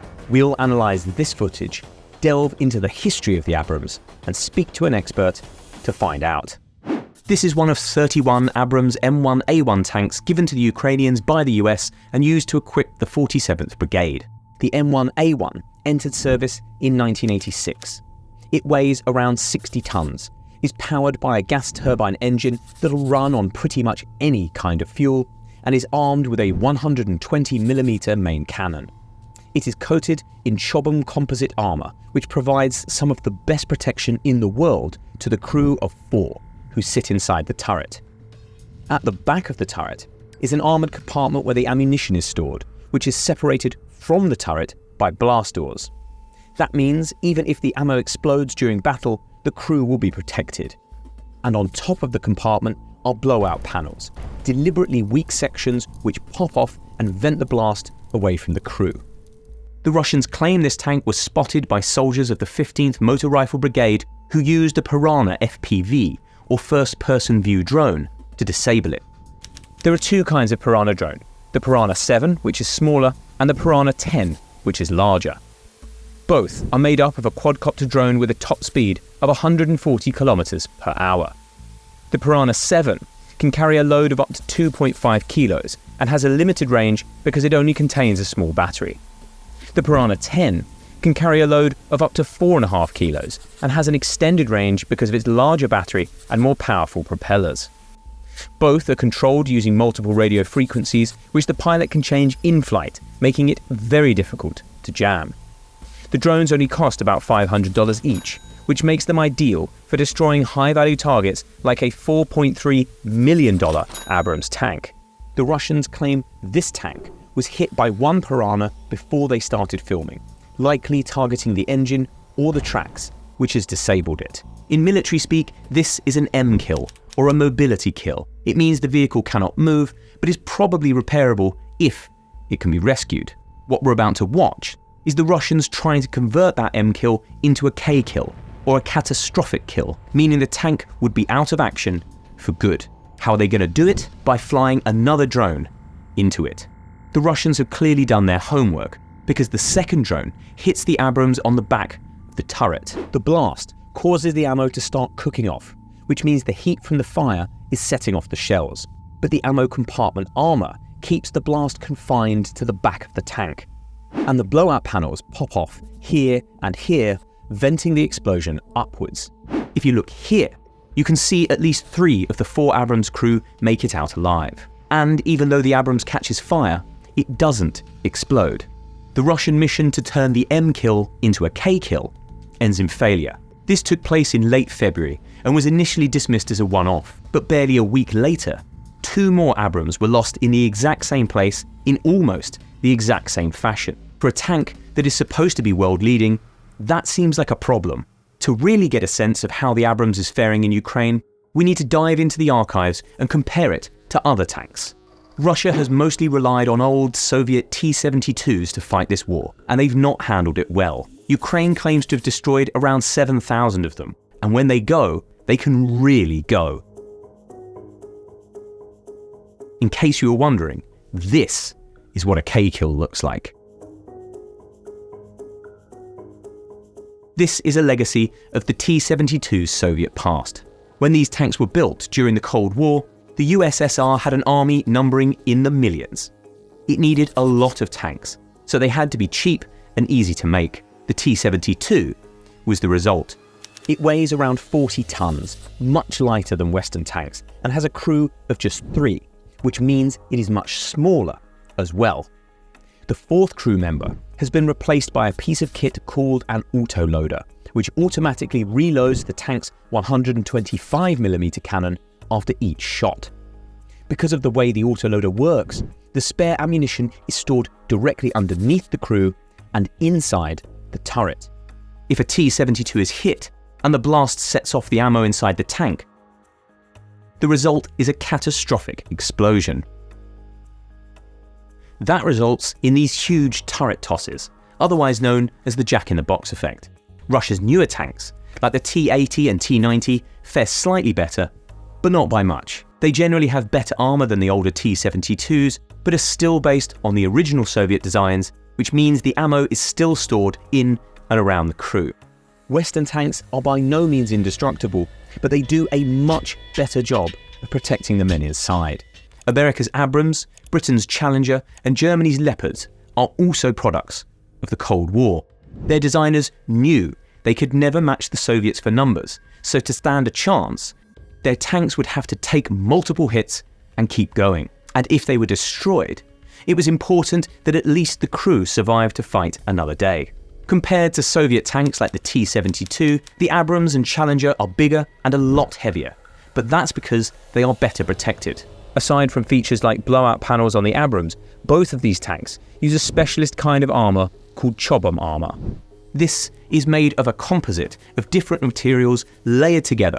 Exactly which ones is a closely guarded secret, but it is thought to offer some of the best protection in the world. The Leopards use a different kind of composite, which is not quite as good but still offers high levels of protection. Like the Abrams, the Leopard and Challenger have 4 crew members, including a loader. The ammo is also stored in a blast-proof container at the back of the turret rather than underneath the crew. This is meant to stop the entire tank exploding in the event the ammo compartment is hit. Despite being heavier than Russia's tanks, advanced engines make them faster and therefore harder to hit. High-tech targeting systems mean their main guns can lock onto targets and fire on the move, so they don't have to slow down or stop, which would make them vulnerable. That is good news for Ukraine, because it has saved the lives of many tank crews which Kiev cannot afford to waste, and potentially the tanks themselves, provided they can be towed off the battlefield. For that reason, the Abrams looks like it does indeed have a place on the battlefields of the future. Here's what an expert thinks. So here we have footage of the drone hitting the back of the Abrams, which is its most vulnerable point, and it's hit it right on top of the ammunition compartment, which sits at the back of the turret in an armoured compartment. And it's got blowout panels on the top, which you can see in effect there, so that if the ammunition is hit and it cooks off and causes that kind of fireball, it's directed upwards away from the crew inside the tank rather than towards them. But this, of course, only works if the armoured compartment is sealed. So if you're caught as you're opening the compartment to load the gun, you might be in trouble, as the explosive force can be directed within the turret. But there it looks like it did its job and saved the crew. The Abrams itself, it is one of the best tanks out there, but I think before you start looking at the Abrams in particular, you've got to set the scene on tank warfare in general. And I think there's not many examples in the last few decades of large-scale conventional conflict where we can really see how the tank fares on the battlefield. And the few examples that we do have show that the tank is by no means invincible, and nor is it designed to be. So if you go back to 1973 with the Yom Kippur War, where the Israelis were fighting the Egyptians and the Syrians, that war lasted about a month, and the Israelis lost 1,000 tanks, and the Egyptians and Syrians lost 2,200 tanks over the course of the month of fighting. And one of the reasons that the Israelis lost so many tanks was the Saga wire-guided anti-tank missile, which a lot of people at the time had similar conversations with drones today. So this was a very small weapon that an infantryman could carry on his back into battle, lie down, and using a little joystick and a wire could guide it onto the tank, and it took the Israelis by surprise and resulted in a lot of heavy tank losses. Not many years after, you've got the Iran-Iraq War in the 1980s, and that conflict has a few similarities to today with sort of very static front lines, trench warfare, and there were thousands of tanks lost on both sides in that conflict as well. So I think in general, we're just not used to seeing this kind of fighting, and that we've been taken a bit by surprise at how many tanks have been destroyed, but there's nothing particularly unusual with that. So I guess that brings us onto the Abrams, which is one of the best tanks out there. But one thing that we should bear in mind is the Ukrainians were given the M1A1 variant, which is the older variant.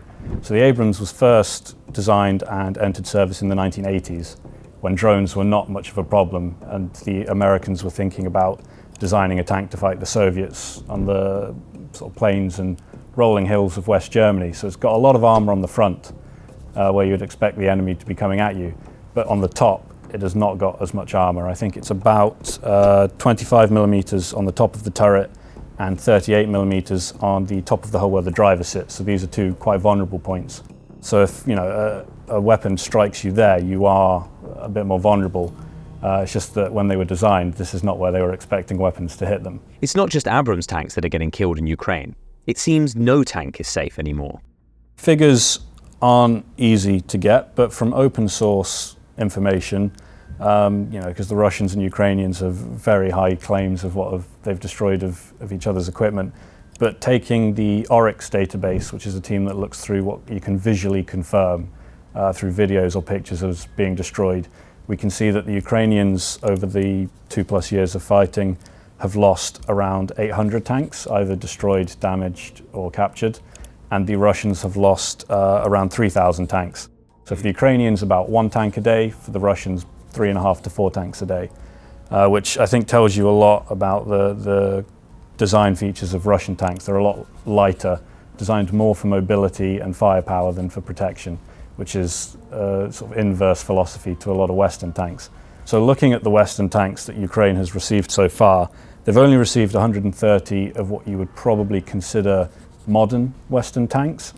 So those are your Leopard 2s, your Challenger 2s, and your Abrams. They received several hundred sort of upgraded Soviet-era tanks from NATO countries, but these 130 modern Western tanks are the best protected. So far, they have lost 19 of those destroyed and 22 damaged or abandoned, which I think is actually, considering the scale of the fighting and the intensity and the prolonged nature of the fighting, quite impressive that only that many have been lost, especially if you look back to when Ukraine was conducting its counteroffensive. They were attacking against heavily fortified with mines, tank obstacles, well-prepared artillery fire zones, and they were doing this without air superiority and without artillery superiority. And despite that, for being on the offensive for several months, the fact that only 40 tanks of the Western tanks given to them so far have been taken out of action, and some of those will have been recovered and repaired of the damaged and abandoned tanks, I think that's testament to the protective features of Western tanks in Ukraine. Which begs the question, why is anyone still using tanks if they keep getting blown up? The combination of firepower, mobility, and protection that the tank offers simply can't be replaced. No other platform can do the same thing. Till a system comes along that can do that, both sides will be desperately trying to get as many as they can. Because you've seen what the drones and artillery and mines can do to a tank when they hit it. But if you imagine what kind of effect that firepower has on much less heavily armored vehicles, whether it's the American Humvee or the Russian BMP, you're a lot more vulnerable, and it's only the tank that can afford you that unique combination of firepower, mobility, and protection. If no army is about to give up the tank, then what I wanted to know is whether there's anything tank crews can do to better protect themselves. The massive benefit of a FPV drone is that if you attach an anti-tank weapon to it, you can literally sort of guide it around to the very specific point of the tank that you most want to hit. And there's not much at the moment that tankers can do about it in Ukraine. For stopping drones, electronic warfare is one option. Whacking some jammers onto the tank is one way of interfering with either the drone's targeting systems, if it's a loitering munition, or the communication between the drone pilot several miles away and the drone itself for an FPV. You can try and jam them, although again, as part of the measure-countermeasure, the drone pilots themselves can switch frequencies and try and evade the jamming. You could add extra armor to the weak points. This is what the Swedes did with the Leopard 2s that they gave to Ukraine, and only one of those so far has been destroyed, although several have been hit. The problem with adding extra armor to the top of the tanks is that it adds a lot of weight. And in Ukraine, that's not ideal given the sort of muddy pictures we're used to seeing of tanks getting bogged down after it's been raining. These things are already very heavy, sort of 40, 50, 60 tons. So adding armor is not the route you would want to go. But beyond that, there's also active protection systems, which are a relatively new feature of tanks. Not many have them, but people are very quickly exploring options. And these could include sort of hard kill measures. So you've got a couple of small radars on the top of the tank and a couple of sort of projectile firing systems, which basically fire a shotgun shell equivalent, an incoming threat, and either try and destroy it, disrupt it, or if it's a tandem warhead that's coming in, to try and make it prematurely fire to protect the tank. The problem with an active protection system is they're quite expensive, and it probably adds something like 25 to 50% of the cost of the tank. But if you want to protect it, that's something that I think most people are going to have to do. The issue with the current generation of active protection systems is they're not really designed to deal with drones, but people are already looking into how they can be adapted to face that threat. And sometimes it isn't about the tank itself, so much as how the tank is being used. Ideally, your tanks would be used as part of a combined arms effort, working in tandem with other elements of your land forces, but also your air forces as well. The artillery and air power can protect the tank from infantry and drone operators and enable it to work as effectively as possible. And I think one of the reasons why it wasn't supported in the footage we saw is this lack of ammunition. The other problem is the types of vehicles available to support wouldn't be able to do much. They'd be sitting ducks. They've not got the kind of range or protection that the tank does, and they would be very vulnerable to drones. Whereas a lot of Western countries at the moment are now looking into what kind of vehicles can be sent in with tanks and other mechanized formations to protect them from the drone threat. So there's an increased emphasis these days on short-range air defense vehicles, or SHORAD, or very short-range air defense vehicles, which is VSHORAD. And we used to have a lot of these during the Cold War to face off against low-flying attack aircraft or helicopters. And one of these you can see is the German Gepard self-propelled anti-aircraft gun, which the Ukrainians do have a few of, and they've been using to good effect against drones. But I think at the moment they're mostly being used to protect critical infrastructure from the Shahed drones. Whereas if they could be on the front line, then they would be able to protect the tanks. And the Americans and others in the West are very aware of this problem and are designing a new generation of SHORAD, mobile SHORAD platforms. The Americans very recently ordered 144 SHORAD variants of the Stryker armored personnel carrier as a stopgap measure while they think about what the best approach moving forward is. And now for the big question. Does William think tanks have a place on the battlefield of the future? Yes, they absolutely certainly do. It's just about making sure that they're as good as they can be moving forward. This is a video taken from a Ukrainian spy drone to the north of Avdiivka. It shows an American Bradley fighting one of Russia's best tanks, the T-90M Breakthrough. The Bradley manages to blind the T-90, causing it to lose control and crash. But this is not what should have happened. Let's go back. The T-90M is designed to destroy other tanks. It should be more than capable of taking out a Bradley. The Bradley is a battlefield taxi, designed to take troops into and out of the fight. So, how did it win?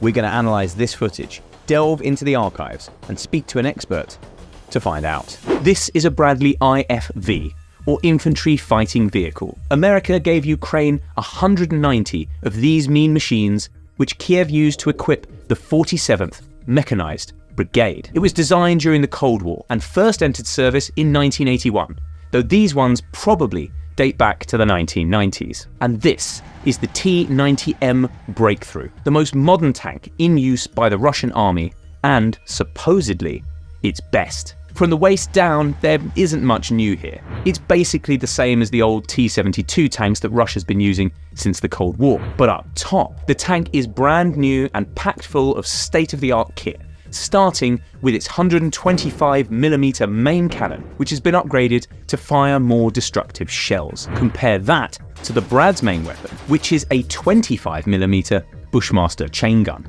The tank cannon is designed to punch through armor, reinforce concrete, and basically blow to bits anything that it might encounter on the battlefield. Whereas the Brad's gun is only really capable of taking out things like infantry and light vehicles, trucks and troop transports. Both the tank and the Bradley have light machine guns for close quarters fighting, which can be controlled from inside, so the crew doesn't have to get out and risk getting shot. And both are covered in explosive reactive armor, or ERA.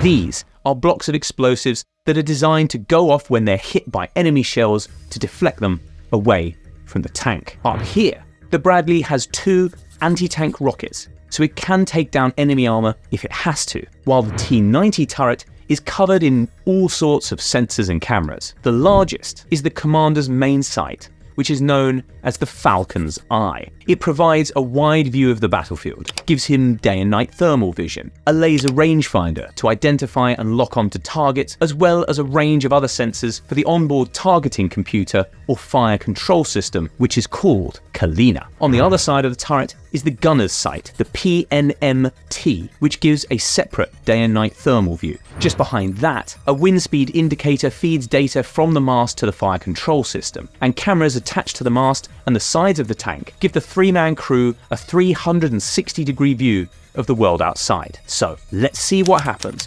when these two vehicles take each other on in combat.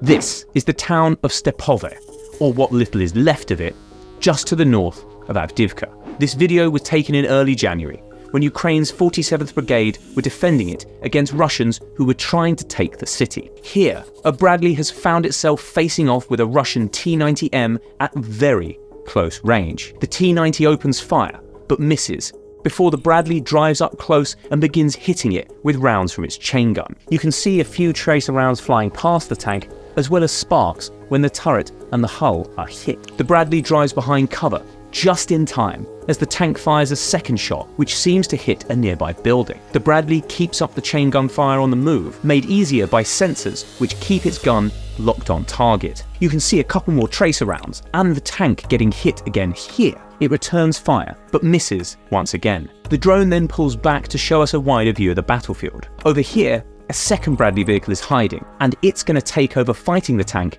in just a second. The first Brad is almost done, but manages to get off a few more shots before it goes. Suddenly, there's what seems to be a large explosion from the tank, with flaming debris going everywhere. But this probably isn't an explosion. The tank has likely fired its smoke canisters, which are designed to blind the Bradleys and stop their guns from locking on. As the first Bradley drives off, the second one takes up the attack. We know quite a lot about what happened next, because Commander Serhiy and his driver Alexander spoke to Ukrainian TV about it. Serhiy said they initially hit the tank with their armor-piercing rounds, but there was a problem, likely an ammo jam, and so they had to swap to the high-explosive rounds, which you can actually see happen on the video. At first, the gunfire from the second Brad looks exactly the same as the first, the odd tracer round and a flash anytime one of the rounds hits the tank. But then it changes, and there's a bigger flash anytime a bullet strikes anything, buildings, the ground, or the tank.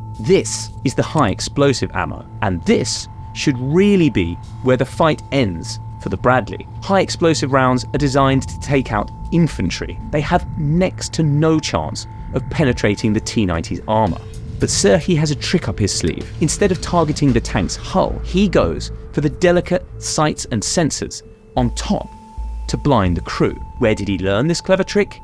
He tells us himself. Колись грав в комп'ютерні ігри, я вспомнив все, коротше, і як бити ті танки, і куди бити, бо я мав його зупинити любою ціною. Із-за того, що в мене були проблеми з бронебійними, я просто почав його робити сліпим, щоб він звідти не... Zoomed in footage shows this strategy in action. Despite having a physical line of sight to the Bradley, the tank never fires back, suggesting his strategy was a success. A fire then starts close to the tank's main gun, and there is another explosion that looks similar to the smoke launchers. But this one comes from the wrong part of the turret and is probably one of the explosive armor plates cooking off, which means the heat of the fire has caused it to detonate. The tank is now in real trouble, and it can only try and hide behind cover as the Bradley keeps up the chain gun fire. When the drone pilot zooms in, we can see the turret has completely failed. It's spinning in circles while still on fire. Unable to navigate properly, the tank narrowly misses a telegraph pole before slamming into a tree. The crew escape from their disabled tank unhurt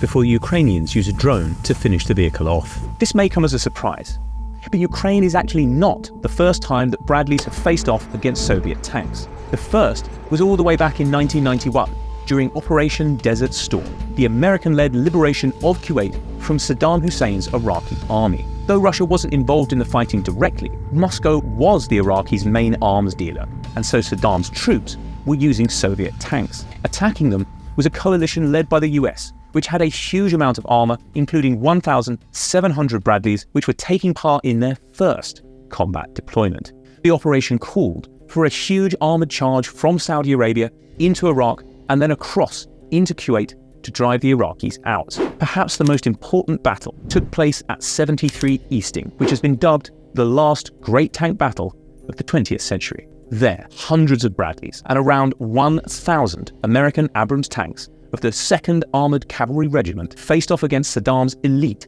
National Guard units in their Soviet T-72s. In one of the opening salvos of the battle, 2 Bradleys managed to take out 5 T-72 tanks using their TOW anti-tank launchers in the space of just a few minutes. Over the course of the next 90 minutes, with the Bradleys fighting alongside the Abrams, the 2nd Cavalry destroyed more than 170 Iraqi tanks and dozens of armoured vehicles. In return, they suffered a loss of just 1 Bradley, with 1 man killed and 12 injured. Desert Storm resulted in a swift and crushing Allied victory. Over the course of the operation, just 20 Bradleys were lost, only 3 of which were down to enemy fire. The other 17 were friendly fire. 12 more were damaged, 9 of them due to the enemy, and despite the Bradleys' role as scouts, they actually took out more Iraqi tanks than the Abrams. Overall, the Iraqi army lost 3,000 tanks, 2,000 armoured vehicles, and tens of thousands of men in just 100 hours. The Allies suffered only 147 casualties and a few dozen tanks destroyed. Bradley crews gave glowing reports of their vehicles once the fighting was done, praising them as both fast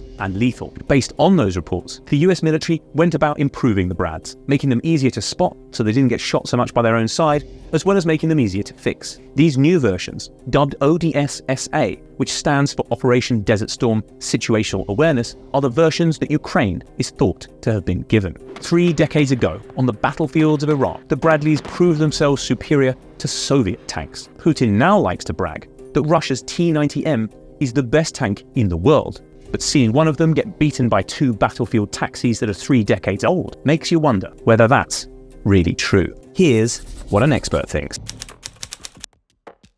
What we're seeing here is actually something we call disco turret head in the tank world, where the tank has been so badly bashed up, the crew probably seriously injured inside, have completely lost complete sort of spatial awareness, not knowing where they are, and the tank virtually out of control. It might be driving itself, but one of the vulnerabilities of the Russian tanks we've seen, particularly in Ukraine, that relatively small amount of hits they get, and then they pretty much go crazy. And as we're seeing there, that tank, that is the last action it'll see. What we're seeing here is a T-90 Russian tank, the most advanced one they have, being absolutely hammered by some Bradley infantry fighting vehicles with a 25mm Bushmaster cannon, which is a pretty small weapon to be shooting at a big vehicle like that. The T-90 is a very basic tank compared to a Challenger 2 or a Leopard 2 or an Abrams. It's got a good 125mm gun, but its protection is very lacking. Its explosive reactive armor, which it appears to have, doesn't seem to work, and it's very susceptible to these $500 drones. So likewise, Putin has also said that the experimental T-14 Amati tank, which is due to replace the T-90, is the best tank on the planet. But again, what we've seen of it, it's been incredibly vulnerable to virtually attack from everything. And I think the Russians were synonymous with great tanks. In fact, probably the greatest tank in history, the T-34, which the Russians designed and developed in the Second World War, was what every other tank has built on. But it would seem that the T-34 was the height of Russian tank design and capability, because everything they've produced since then has been pretty poor and very vulnerable to even the lightest attack. It's reassuring for the Ukrainians with their Bradleys and their other kit that they know if they can get in range of Russian tanks, they can take them out. And the other key element is actually the way that the Russians use tanks. They've lost so much crew that the crews who are now in the T-90s and the T-80s that the Russians have left have virtually no training and can virtually do little more than drive in a straight line, and if they're lucky, actually fire the main armament. It takes a long time to become an effective tank commander, it took me 2 years to really master how to fight a Challenger 1 and then Challenger 2. And, I've got thousands of hours on Challenger 1 and Challenger 2. And it's one thing just being able to fight the tank. The key thing is to be able to fight tanks together, what we call combined arms maneuver warfare. Now, that takes a heck of a long time. When I was preparing the 1st Royal Tank Regiment to do this, we had to do 2 years of training before we were deemed fit enough to go on the battlefield. Now, when we look at the Russians, most of their tank action is one tank at a time, as we've seen in this video here. What you need is at least 2 tanks working together to provide what we call mutual support. So as one tank moves, the other puts down fire so that the Bradleys can't actually hit it. But there is no sign at all that the Russians are doing it. Their skills are shocking as well. I'm yet to see a Russian tank with any camouflage on it, which seems extraordinary to me. And I think the fact that the crews are so inexperienced, when you see tank troops of 3 tanks or 4 moving around the battlefield, they almost seem to be tethered, one following the other, mainly because I expect it's only the officer who has a map in his tank. But it makes them really easy targets, very predictable. And they're always very close together, so they can be taken out very easily. So I think it's surprising to me. I thought the Russians would be far better. But they've got worse because they're having to replace their so-called experienced tank crews with new tank crews, and you just can't learn how to do this stuff in a couple of days. It takes weeks, months, if not years. Conversely, when we look at the Ukrainians, at the very start, they would appear they were naive, but actually they weren't. They were just not trained. They weren't experienced.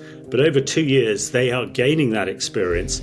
And the action we saw with those Bradleys, a number of Bradleys working together, synchronized, really shows that they're getting to grips with this armored warfare. I've seen Bradleys for many years, first Gulf War, second Gulf War, and also in Afghanistan. These are really capable fighting vehicles, very well protected in armament terms, but also really pack a punch. They're 25mm Bushmaster cannon. Although it's small in tank gun terms, it has a very, very high rate of fire. It has an armoured piercing shell, and as we're seeing, fairly easily defeating a T-90 tank. We've seen a lot of them on the battlefield in Ukraine, and although they're 30 years old, they are still really one of the best infantry fighting vehicles around, and have been improved all the time to have an anti-drone capability as well. So I think that is one of the key vehicles that they want to be in, want to fight in, and it's proving really effective. When it comes to tank warfare, actually nothing's changed. If we look at the first great tank battle in 1917 at Cambrai, when my regiment was formed, you basically had a steel vehicle with a big gun moving forward, and it had firepower, it had protection and mobility. But in those days, I as a tank officer would be out of the front of my tank with an ash plant, checking that the ground was viable for the tank. Today in Ukraine, they have a drone doing that. Back in 1917, there would be a person in an air balloon looking for targets. Today in Ukraine, there is a drone. But though what we learned at Cambrai back in 1917 is exactly still what we learn in Ukraine. It's about working together. It's about tanks and infantry and artillery working together. It's about combined arms maneuver warfare. And so although we're over 100 years later, the tank really hasn't fundamentally changed. Things like drones are having a huge impact, and $500 drones are dropping $50 hand grenades through hatches of Russian tanks and blowing them up. We're very quickly learning how to counter that. But the basic premise of a steel vehicle moving rapidly over difficult terrain with firepower is exactly the same as it was 100 plus years ago. Now, I was in the army, for 35 years or so, and every year as a tank commander, I was told that the end of the tank, a bit like the end of the horse on the battlefield. But there is no signs from what we're seeing in Ukraine that the value of a tank used correctly in a combined arms environment is any less than it was at Cambrai in 1917. We in the British, we had Challenger tanks and Warrior armoured fighting vehicles. The Warrior is very similar to the Bradley, actually has a slightly bigger gun, more effective. And certainly the Warriors were very effective against the T-72s, T-55s that the Iraqis had. And I understand the Bradleys were as well. And it really shows the difference between Russian armoured vehicles and Western armoured vehicles. When we look at Western kit against Russian kit, we know the Russians have loads of it. And there is a quality and quantity. Mass is important.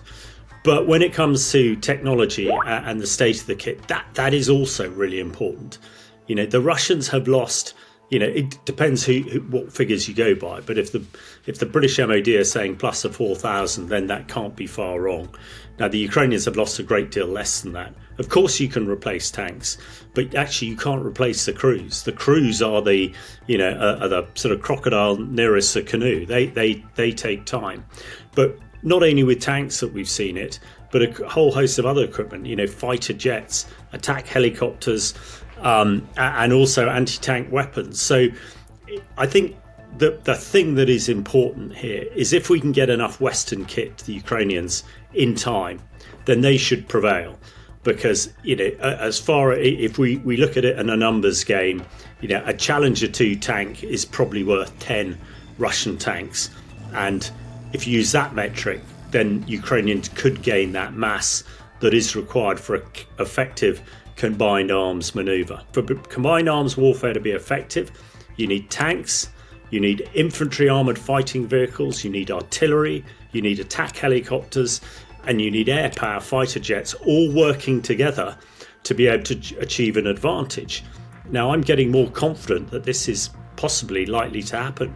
Conversely, the Russians, although they have made a bit of ground recently, it's been at the cost of, you know, over 1,000 dead a day around Avdiivka. And we know also they're using crude chemical weapons in the form of CS gas, which is illegal under the Geneva Convention and the Chemical Weapons Convention. That's the only way they can move forward. So as the Russians are getting worse, the Ukrainians are getting better. And that gives us some hope for the future that actually Ukraine can start pushing these Russian invaders back. What we're looking at here are Ukrainian soldiers attacking and clearing a Russian trench in the Serebyansky forest. These experienced soldiers are using well-drilled tactics to ensure their assault is a success. Trench combat is one of the most brutal aspects of battle, and it has become one of the defining features of the Ukraine war. But how exactly do troops attack a trench? And what is trench warfare like in the 21st century? We're going to examine this footage, study the tactics, see how the Ukrainians train, and speak to their instructors to find out.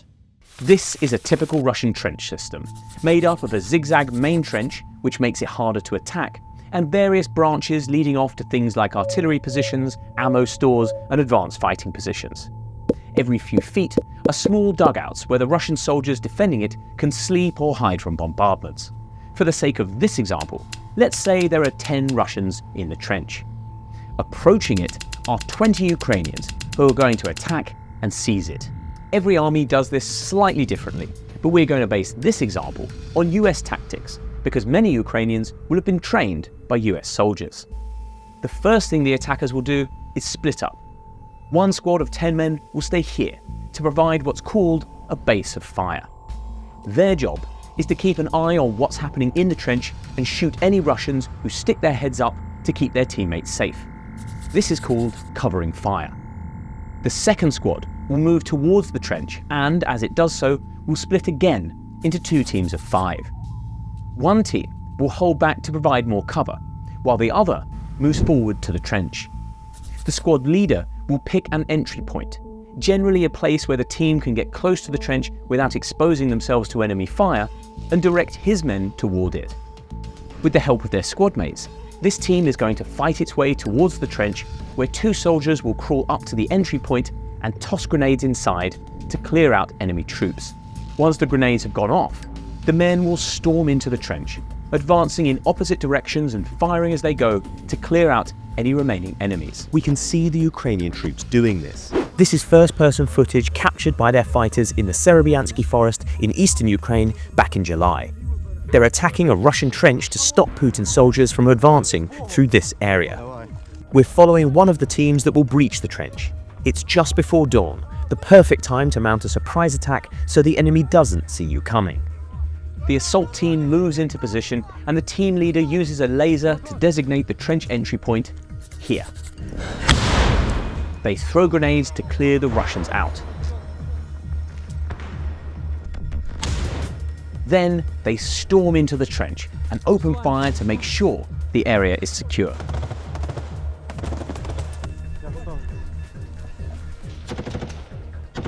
In the next step, the advancing soldiers fight their way to a corner or intersection where they stop. The team has now established a foothold that is clear of enemies and is ready for phase 2, clearing the rest of the trench. This is going to follow a very similar pattern to breaching the trench. The attacking team forms a line, one soldier behind the other, all facing the same way because the other team are going to have their back. Each time they reach a corner or intersection between a clear section of the trench and a section held by the enemy, they're going to stop and toss grenades. Once the grenades explode, they turn the corner and open fire, advancing down the trench and stopping only when they reach the next corner or intersection. Let's see the Ukrainian soldiers putting that into action. Here, the remaining team members are joining the breaching pair in the trench. They regroup and then move to clear the first intersection. You can hear they're in constant communication with their comrades over the radio. Plus means roger or understood, while minus means negative or no. Граната своя! +1! Grenades are the first step, before the men move forward and open fire with rifles. It's hard to see exactly what's happening in the dark, but it appears there's one branch of the trench going to the left and a dugout to the right.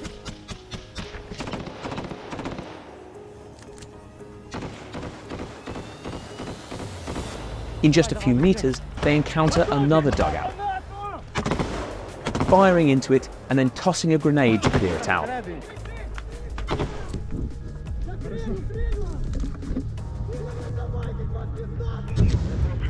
They're unsure whether the first grenade was effective, so they toss another.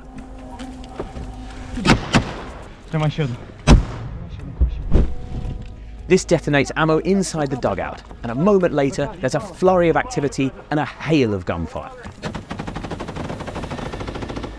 The Russians defending this bit of the trench are eliminated, and it is now safe for the team to advance further. Members of the team rotate regularly, so whoever was at the front can grab more ammo or rest, making sure the whole team stays fresh and the attack keeps moving. To do this, the lead man hugs into the wall of the trench and allows his teammates to pass him before rejoining the line further back. This way, the team doesn't need to stop to reorganize. Speed is crucial to the attack because it gives the enemy less chance to get their bearings and organize a defense. At each corner or intersection, the attackers repeat the same sequence, tossing grenades, clearing, advancing, and rotating. This continues until the entire trench is clear. With the position secure, the next step is to regroup and prepare for an enemy counterattack, or withdraw back to base. With the dugout clear, the team moves forward. They're now going to repeat that same process.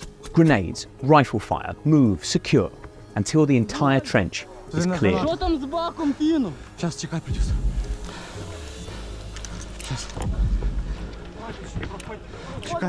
Surveillance drones keep track of their progress from the sky. Team members swap over. When the lead's gun jams, his teammate immediately takes up his position in the line. You can see them exchanging grenades, warning each other of obstacles, and covering each other's backs. When an ammo fire blocks their way, two men have to climb out of the trench to advance. This is dangerous because it exposes them to enemy fire, but their teammates cover them while they make their move. Once they are on the other side, more grenades and rifle fire clear the enemy dugouts.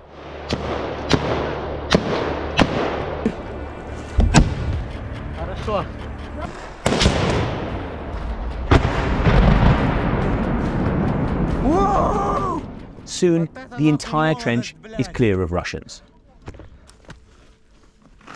The men radio their commander to tell him the job is done and then begin securing the trench against a possible counterattack. They check their ammo to make sure they have enough to withstand whatever Russia might throw back at them. This trench is now Ukrainian. The soldiers have used textbook tactics to stop Putin's men from advancing in this area. How did they learn this? We went to see new Ukrainian soldiers being trained for trench combat. We're here at an undisclosed location somewhere in the south of England to learn how one builds, defends and attacks a trench network. These are new Ukrainian conscripts who have come to the UK for basic training. Today, they're rehearsing how to attack a trench. They only have 5 weeks to learn everything about being a soldier, so the tactics they're using here are basic. But you can still see how they use grenades to breach the trench, and how they move through in pairs, covering each other as they go. You can see how narrow the trenches are. It's a claustrophobic space with danger around every corner.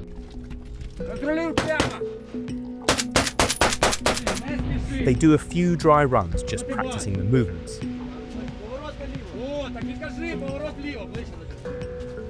Then they turn up the volume.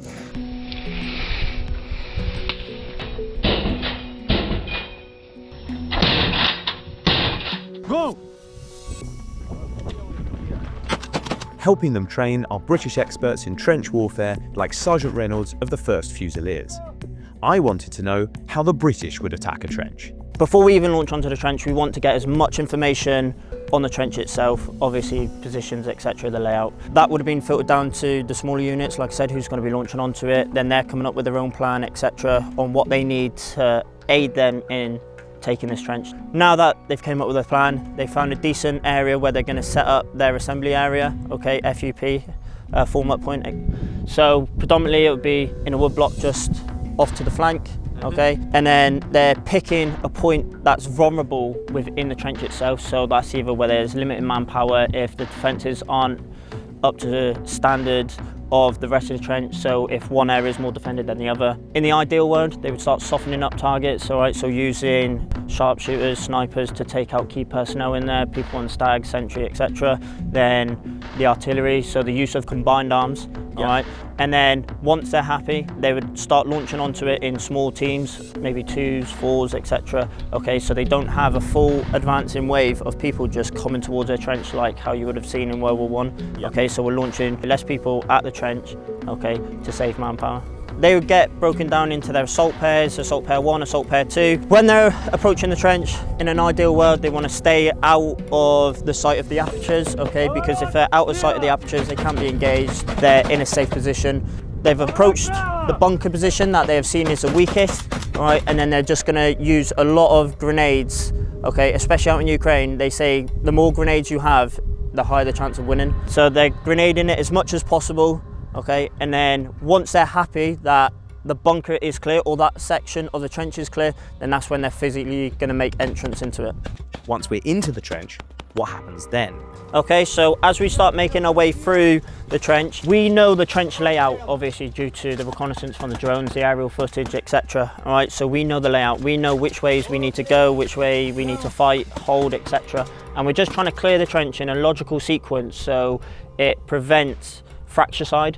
So for example, if I'm not going down there, okay, and then there's still enemy that needs to be cleared in there, they're not coming up behind me and engaging me, and then if I'm trying to engage them, there's people not here that's trying to engage them. So we're just trying to prevent that blue and blue and the enemy reinserting behind us. Ideally, you want to clear it in a sequence where it's nice and methodical and logical, okay, so you're picking out strong points where you're like, that position needs to be defeated first before I approach on and push onto the rest of the trench. What happens when you reach a strong point, like a bunker?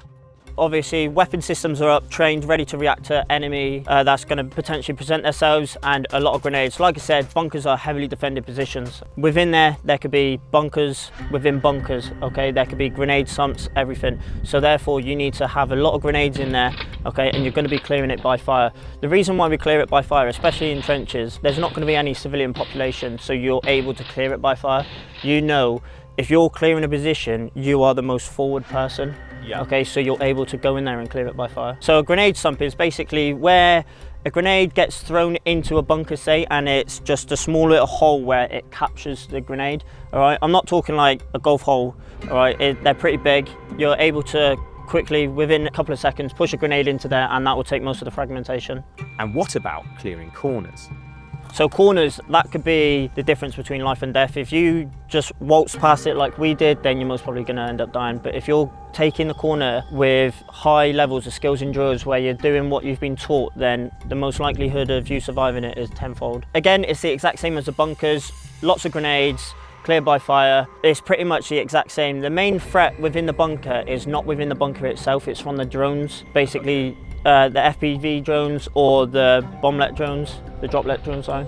How many people are involved in the attack? So you want to keep it relatively quite small because, like I said, trenches can be quite dangerous from up above, and as you can see, it's quite a confined space. So as soon as you do get a grenade in here, it's going to be quite difficult to maneuver out. So that's why I'd roughly say having a fire team section max. So a fire team, that's roughly between 3 and 4, and then a section is anywhere between 6 to 8. But you want to make sure that you're rotating people out, so the percentage of them dying is sort of limited. As rough as it sounds, you share it in a way, because obviously every time that it's the same geezer that's coming around the corner, then you know at some point he's going to take it. Yeah. And you just want to spread out the love, more or less. If that's how you attack a trench, then how do you defend one? And why build one in the first place? To dig a trench, like I said, you need somewhere where you can basically defend the location to stop the enemy from taking that ground. And digging trenches is most probably the cheapest way of conducting that. So basically with trenches, you've got the protection, you've got everything. It's linking villages to towns to cities, etc., back to command. And this is simply the cheapest way of doing it, because a couple of bits of timber and some metal doesn't cost a lot compared to trying to put massive fortifications in there. And obviously it's quite low to the ground, you don't want to stay up high, and you can fit a lot of troops in here to cover that ground to make it more defended than others. As we come into the actual trench itself, you can see that we've got the sandbags on the walls, all right, you've got the boards to reinforce it so it's not caving in on itself. You've got the 6-foot pickets which are supporting those boards, all right, and then underneath that you would have wire running out to smaller pickets to, again, offer support so it's not caving in from potential artillery fire, IDF, etc., and just day-to-day use when people's climbing in and out of the trench. How does a trench actually get dug? Through a lot of blood, sweat and tears, to be honest. A lot of sleepless nights. Obviously, if you want to defend an area, you want to defend it fairly quickly. Okay, so it means a lot of work, a lot of shovels, picks, etc., entrenching tools. If you have the luxury of excavators, then get them in and they do pretty much half a job. And then all you've got to do is just do all the reinforcements. I'd say a decent sized trench like this, you're looking at, if you've got, say, a platoon, a week max, I'd say. Once you've built your trench, you have to defend it.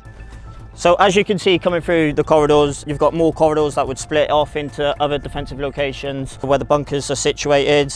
Predominantly, you've got a field view of fire. Okay, so there's nothing in front of them because it would be pretty redundant placing a bunker behind a hill. Put it either in front of the hill or just to the side of the hill, etc.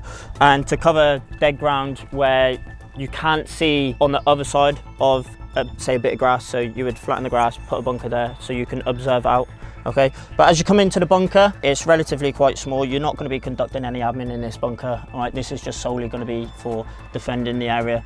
As you can see, you've got the reinforced ceiling, the reinforced walls, all right, to prevent it collapsing from any enemy indirect fire. Here you've got the sandbags which create a firing platform, all right, so the soldiers can rest their weapon systems, all right, and get decent aim shots off at the enemy. On the sides and to my front here, you've got the apertures. That's obviously where the weapon systems are going to be pointing and they're going to be able to engage the enemy that's approaching.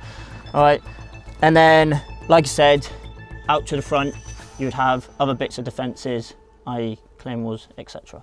For a defensive location, okay, predominantly, me personally, I would have machine guns, okay, because it's a lot of firepower compared to the standard AK variants, but obviously not everybody's going to be able to have a machine gun, so therefore you just need to sort of mix it up with PKMs, AK variants, like I said, and some sharpshooters, sniper rifles, etc.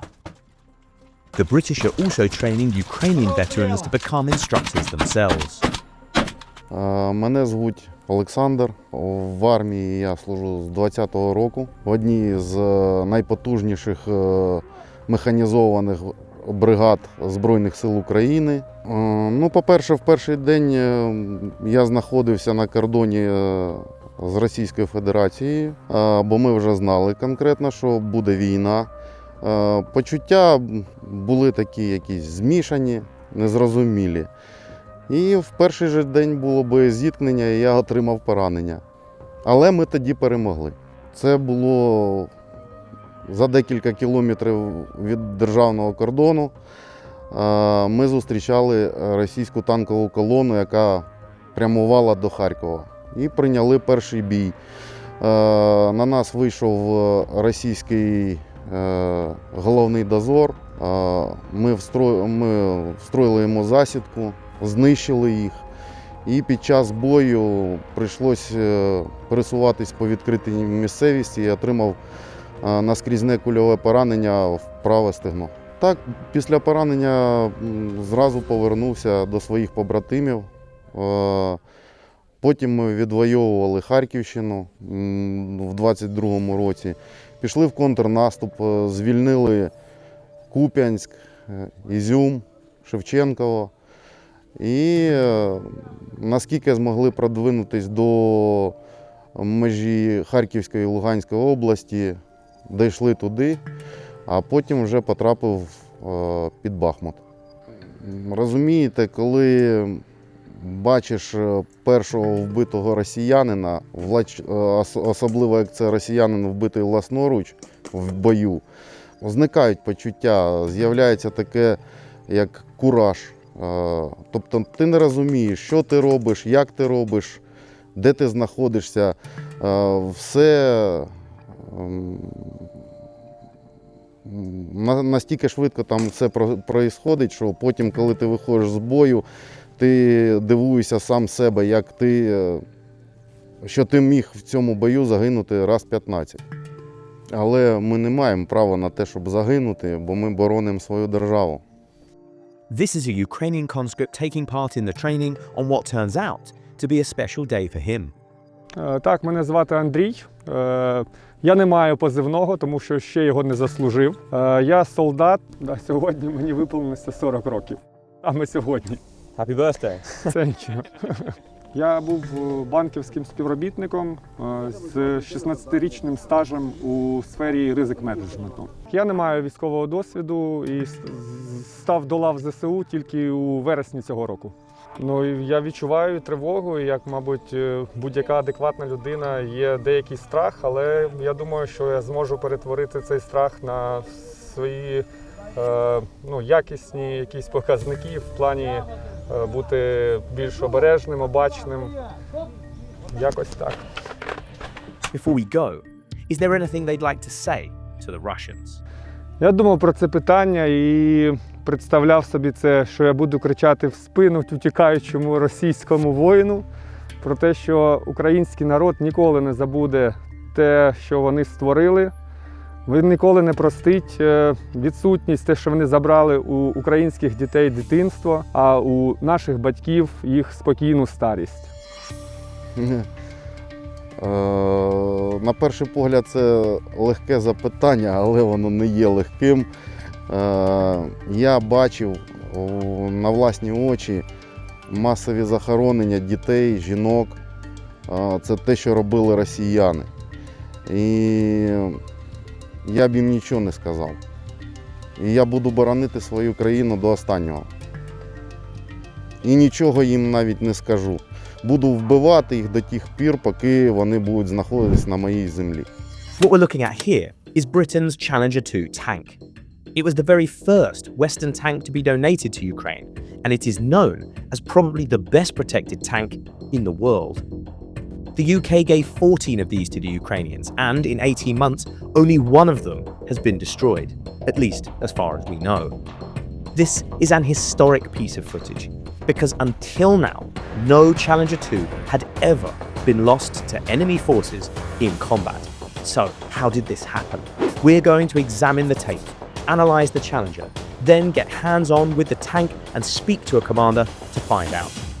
This is the wreck of a Challenger 2 near the town of Robotnia, filmed by troops of Ukraine's 82nd Brigade during last summer's counterattack. One clip shows the tank not long after it was blown up, and the other shows the same tank a few days later. These clips may be short, but if we slow them down, then there's actually quite a few clues we can pick up about what happened here. First, we can see what looks like a large blast hole right behind the tank, here and here. If we look at this clip, we can see there's maybe some damage down here at the front, but the turret and the rest of the hull are otherwise intact. However, there's what looks like blast damage back here, and something has fallen off here.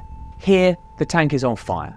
There's flames coming out the back and smoke out the front, but despite the damage, you can just about see its tracks are intact. So what does that all tell us?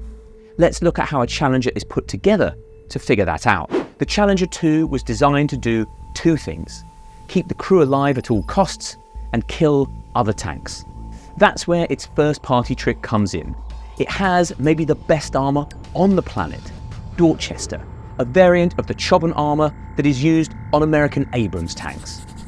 Dorchester is a composite, meaning it's made up of layers of different materials. Exactly which is a secret, but we think a mixture of steel, ceramics, and elastics. This is designed to shatter or deflect incoming shells and is how the Challenger got a reputation for being unkillable. Because the Challenger was designed as a tank hunter, this armor is concentrated on the front of the turret and the hull, where it is most likely to be shot by other tanks. It has one known weak spot right here, a part called the glacis. The British have made an extra armor panel to bolt over this spot, but the tanks given to Ukraine don't have it. All that armor makes the Challenger very heavy. The basic model weighs over 70 tons, and with the extra panels, this can push north of 80 tons. It's powered by a V12 diesel engine, which is mounted round the back. This is less powerful than the engines in the Abrams or German Leopard tanks, making it less nimble. Its top speed is just under 40 miles an hour compared to 45 miles an hour for the Abrams. It drinks less fuel, however, and has a range of up to 340 miles, with spare fuel stored in these tanks just in case. Inside there are 4 men: the commander, gunner and loader, all of whom sit in the turret, and the driver, who is down here at the front. Unusually for Western tanks, the Challenger's ammo is stored in 2 parts: the ready rack back here for the projectile tips, and the charge bins down here for the explosive charges. These are combined in the gun just before it fires. The charge bins are armoured to stop white-hot shrapnel setting the explosives alight, known as a cook-off, if the tank is hit in battle. Because of where the engine, fuel and explosives are positioned, the rear of the Challenger is another weak spot. This area can also be protected with extra armour, but again, it appears the tanks Britain gave to Ukraine don't have it. If we go back to the tapes, we can see these weak spots are exactly where the Russians targeted. Here at the front, the glacis looks like it may have suffered some damage, while at the back, you can see the fire is concentrated around the engine compartment and the fuel canisters, and just a few feet away is that blast crater. Based on all of that, here's how we think Russia destroyed this tank. The Russians likely laid a line of anti-tank mines across this road. They have millions of these things, and they use them a lot, sometimes stacking them 2 or 3 high to make them harder to disarm and more destructive when they go off. Whilst driving towards Russian lines, the Challenger probably hit one of these mines, causing that blast crater. This likely disabled the tank, called an M-kill or mobility kill. This means the tank cannot move, but can probably be repaired if it is rescued. In order to stop it being rescued, the Russians probably hit the tank with another explosive, either an anti-tank missile or a drone. Their goal was to set light to the fuel or ammo, causing the tank to burn, turning the M-kill into a catastrophic kill, or K-kill, and putting the tank out of action for good. In this case, it looks as if the fuel set alight, knocking one of the spare fuel drums off. At this point, the crew would have been forced to bail out and leave the tank to its fate. Despite the damage, we think all 4 crew made it out of this tank alive, which is a testament to how well protected the Challenger is. Until this moment, the only Challenger that had been destroyed in battle ever was killed by friendly fire from another Challenger, which actually isn't all that surprising when you learn about this tank's other party trick. What makes the Challenger a true tank killer is its main gun. This is the L-30A1, one of the most accurate cannons fitted to any Western battle tank. What makes it so accurate are these spiral grooves cut into the barrel. This is called rifling, and it is designed to make the shell spin as it is fired. The spin stabilizes the shell in the air, meaning it can fly further and still hit targets accurately. Couple that with gunner and commander sights that are also stabilized and can lock onto targets, have night vision and laser rangefinders, and you've got a very precise weapon. In fact, the gun is so accurate, the Ukrainians refer to it as a sniper. The rifling also means the tanks can use a special type of shell called HESH, or high explosive squash head, which is like a giant wad of plastic explosives. When it hits its target, it squashes up against it, conforming to its shape before a fuse detonates the explosive, causing a huge amount of damage. This is not just effective against tanks, but also against concrete bunkers and other fortifications. American and German tanks both have smoothbore cannons, meaning the inside of the tube is smooth, which makes them less accurate. And these generally use high explosive anti-tank or heat rounds rather than HESH, which are great for killing tanks, but not so great on fortifications. All of this makes the Challenger an excellent tank, but perhaps not the best tank for Ukraine. This war doesn't play to the Challenger's strengths. As we've seen, it is a tank hunter par excellence, but tank-on-tank combat has been pretty rare. That's because tanks are in short supply for the Ukrainians. Even with all the tanks donated by the West and the ones Ukraine has captured from Russia, it has a little over 1,000 of them left. The UK gave just 14 Challengers and has been pretty clear it is not handing over any more in a hurry.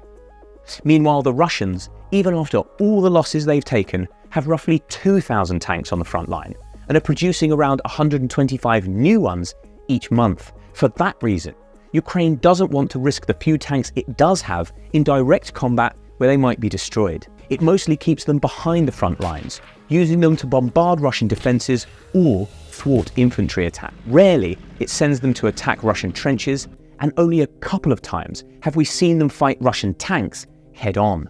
This is partly a fault of the Western tanks. Russia, with its huge army, designed its tanks to be cheap and easy to make. They're not the best, but there are a lot of them. The West, meanwhile, designed bespoke machines that are very effective but expensive and difficult to make, meaning not as many of them exist. A single Challenger 2 costs more than $5 million, and the UK, in total, has made a little over 200 of them. It plans to upgrade around 150 of those to Challenger 3 in the near future, but it is not currently building any new ones from scratch. This didn't matter for wars like those in the Middle East, where the Challenger 1 fought and was hugely effective, but it does during big, intense wars, like the one in Ukraine. Now, here's what all of that looks like in real life.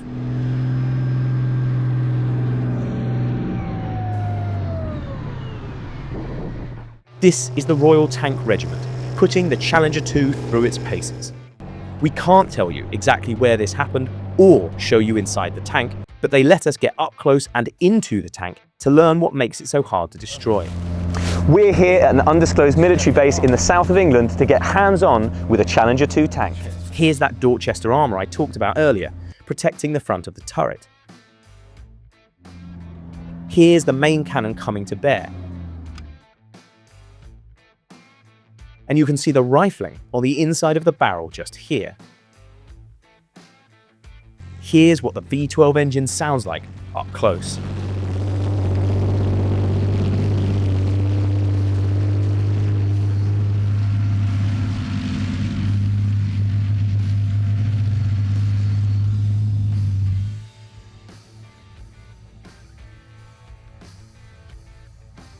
From this distance, we can see a few extra features as well. These are the smoke screens. They work by spraying a jet of neat diesel fuel onto the burning hot exhaust manifold, which vaporizes into a dense smoke that shields the tank from enemy fire. Up here is the commander's sight, and just below that is the gunner's sight. These are the smoke canisters. They fire out of the tank, explode, and dazzle enemy heat-seeking rounds. Around the top of the commander's hatch, you can see a ring of periscopes, which allows the commander to see out of the tank if his sight gets hit in battle. Just to the side of the main cannon here is a little opening that contains a manual sight in case all the digital sights get blown up or shot away. And inside the little bump on the end of the gun here is a mirror. The gunner uses this in combination with a light to make sure the cannon stays properly aligned, increasing its accuracy. Down here, you can see where the driver sits and his periscope. And just through this hatch is the boiling vessel, or BV. This allows the Brits to make tea without getting out of the tank and is jokingly referred to as their most important piece of kit. What's it like inside the tank?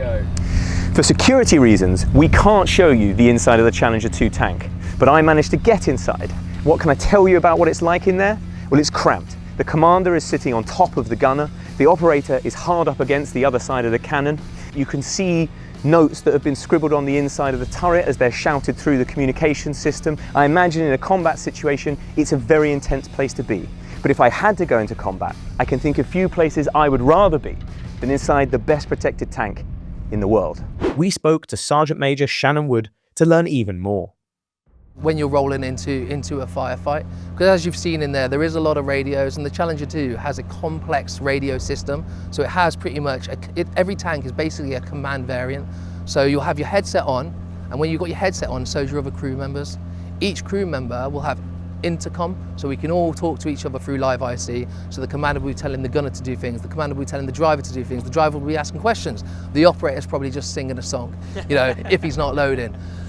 But then on top of that, he's got his squadron net coming through his right ear or his left ear, depending on how you've got it selected. And you've got your officer commanding saying, right, I want this troop to do this troop to do this. What have you seen? Tell me what that, you're reporting up enemy you've destroyed, reporting up obstacles you may have seen. And then on the other side of your ear, you've got the battle group net. So you've got the battle group commander, so the commanding officer, colonel, giving you directions on this one.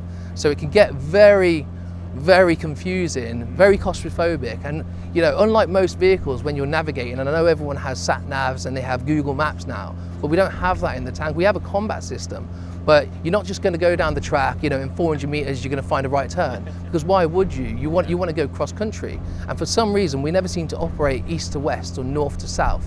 It's more, southwest and stuff. So if you imagine you're going cross country and you're trying to stay balanced in like a mechanically formed movement for best practice, but you're facing your turrets, your hull's facing one way and your turret is facing the other way, and it's at night, and this is going in your ear, it can become very stressful, but it's pretty cool. What's it like inside when the tank is opening fire? Yeah, there's no better smell than the cordite, I tell you get used to that. But no, it's not loud at all. So before you fire, you must get the vehicle into overpressure. So basically it's just pushing all of the air outside. So imagine when you go underwater and it goes quiet and everything's silent and peaceful. That's what it feels like with the headsets on, because the headsets are noise cancellation headsets. So you can just hear each other talking. The tank's firing on the outside. It's smashing windows. It's setting car alarms off. But inside it's not like that at all. Shannon deployed to Iraq. I wanted to know what that was like. I joined the army in 2006, and by 2007 I was in Optelic 10 in Iraq. I was there as a spare crewman, so when soldiers were going on R&R, I would then get into the gunner seat. But the most of the time in Iraq I was dismounted, I was on Mastiff, sometimes in Warrior, and sometimes in Merlin, getting dropped off for VCPs. But what I can tell you is that it was extremely hot, 40 plus degrees. It does have an air cooling system in there, CTCS, but that's only going to get you so far. There is no windows, and as you've probably been in the vehicle already, it looks like a big vehicle as you can see it, but actually when you get inside, it ain't very big at all. And some people see that as a con, but the way I look at it, the smaller it is inside is only going to tell you that there's more armour on the outside. So lucky for me, I was fortunate not to be in combat in the Challenger 2 tank, but I've watched it come in as my friends have climbed out after they've been IED'd, and basically how they describe these IEDs. And these IEDs are taking out, civilian vehicles, they're taking out other armoured vehicles, but they say all it sounds is like someone's throwing a stone on the vehicle. We'd then pull back into camp, and then it would have to maybe replace the barrel because it's had some fragment damage, some of the armour's been damaged. We've had tanks come back in with RPGs hanging out of the bar armour, So overall, extremely survivable. He also helped train the Ukrainians to use this tank. So what were they like? They weren't nervous, they were extremely excited. You know, if you know that you're going to go to war and you get to pick a vehicle to go to war in, surely your top of your choice is going to be, you know, a heavy armoured vehicle from the British, which has some of the best armour in the world. So straight away they're excited. Obviously they're not too excited because they're at war. In regards to like their eagerness to learn, you know, I've trained recruits, I've trained troop leaders, I've trained potential gunnery instructors, you know, schools instructors, and that's just a course, you know, and like you'll take any job or any day-to-day course, you'll treat it as such. But when your life's on the line, your spider senses, you know, come to the end, and you seem to learn a lot quicker and a lot faster. And actually at the end of the lesson, if that's a Friday, and you say any questions, normally you're not going to get questions from us, are you? Because you want to get home on the weekend. Yeah. But for them, the questions will continue and continue and continue. We've trained people on the Challenger 2 who don't speak English before, you know, your Kuwaitis, you know, the Omanis are getting trained by the British when we have people over in Oman on the Challenger 2. So that's not, you know, that's never been an issue. But the issue was, you know, the amount of time we got given to train them. My main role was to, once they've done the gunnery side of life, once they've done the D&M side of life, once they've done the communication side of life, once they've done the tactics side of life, and then they were given the tanks, it was mine and a small team's job to observe anything they've missed and help them put it all together on the real thing, unaccompanied by any instructors. The Ukrainians had just 5 weeks to learn all of that. How long does it take to train a Brit? So if you're teaching a British commander, that British commander's already been a gunner. He's already been a driver. He's already been a loader. So he's already got the experience of bits and bobs. We were training people just to do the one thing and the one thing only. But actually, that wasn't the fact at all. The pace they learned at, and you know, yes, the days were elongated and the weekends were taken away, but it was ample time for them to be able to operate the vehicles successfully and to a great standard. You go to Bovington and you do a 6-week driver's course. You then come to your regiment, you'll then do your driving duties. So you'll go on exercise, you'll go on ranges, you may go on operations. While you're doing that, you're watching your gunner, you're listening to your commander's word of command. You're kind of picking things up, you know, subconsciously. And then once you've reached the stage of your driving, you go and do your gunner's course, which is another 6 weeks. You'll start doing that, you'll then come back to unit, you'll go into ranges again, you do the exercises, potential operations, and then you've got to do your operator's course, which is 2 weeks of loading. And you know, you're not just loading the weapon system, you're check nabbing, you're working the radio systems, you're ensuring the crew are fed because that's where the boiling vessel is. You're selecting the right ammunition for the select tangent elevation. And again, you're learning and learning. And once you've done all those places, you are personally selected by the commanding officer and the career management officer who is going to be the right person to be on a Challenger 2. Then you get sent away on your tank commander's course. And on your tank commander's course, you revisit all of those, but in a more technical state. And then you put through an arduous course of just like night navs, day navs, tactics over and over again, which is not a 100% pass course. There is a pass or fail. So there's a lot of experience and it takes a lot of times to be on the main battle tank, but that's the nice to have. You know, if the British Army was told, actually you've only got this amount of time to do it, we could probably also do it ourselves, but there is no need to rush for us as there was for them. Now the big question. What makes the Challenger so hard to destroy? It's the crewmen, mainly, but obviously most tanks, as you know, work off the triangle, mobility, survivability and lethality.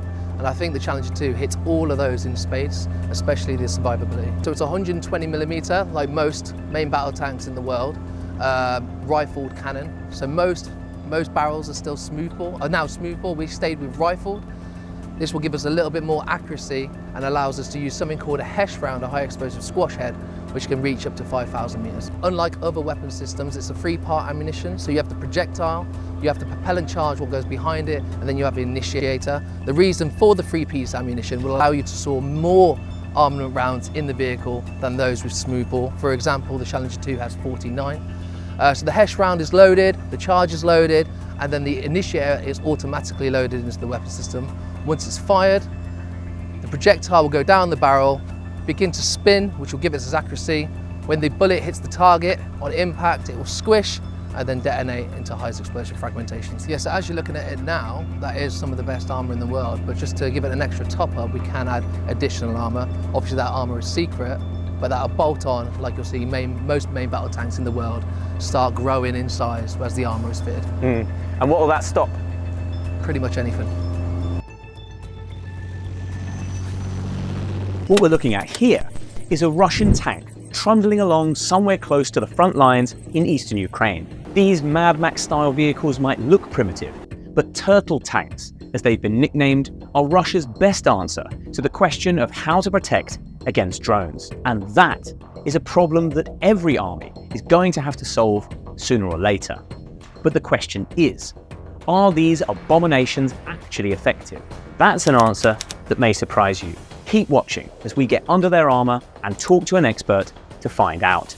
Turtle tanks are heavily improvised, so there is no standard design. But at their most simple, they consist of two parts. First, there is the tank itself. This is generally an older Soviet model, like the T-62, 72 or 80, which, unlike the more modern T-90s, are more vulnerable to weapons like drones. Weak spots include the engine, the ring where the turret joins the hull, the top of the turret, and the ammunition, which is sometimes stored inside the turret itself. Second is an armoured shell, a barn-like structure which is placed over the top of the tank to protect most of these weak spots from attack. Crude models are made from a steel frame, which is then clad in metal panels and welded to the tank, providing only basic protection. More sophisticated structures use thicker armour plates, along with an outer mesh or wire layer for added protection. This is a more sophisticated model. Here's the armoured barn placed over the tank turret, which is made of steel plates that have been welded together, and the whole thing has been covered in an intricate wire mesh.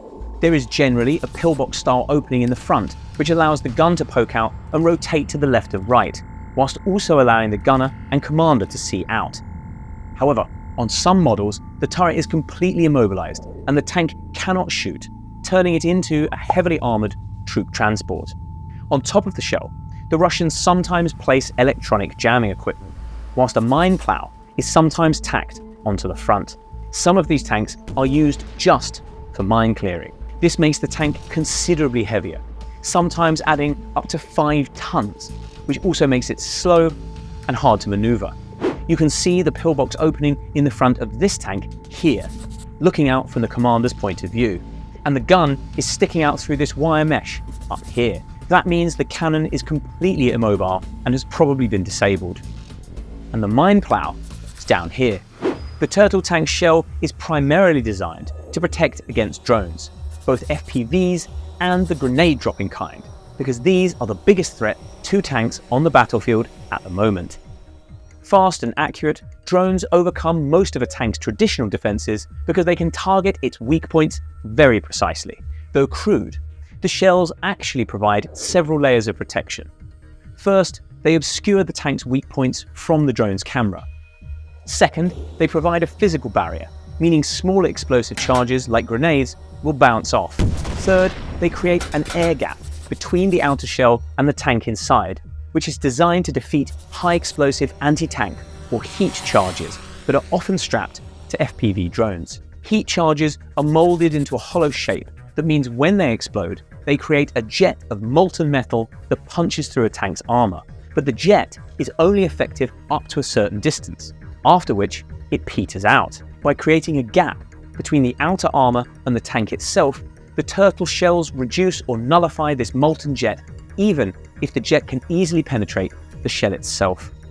Adding wire or mesh to the outside of the shell increases this effect, and also provides some defense against anti-tank rockets like the Javelin, because they use similar heat charges. Placing signal jammers on top also thwarts drones, which require communication between the drone and its pilot to work.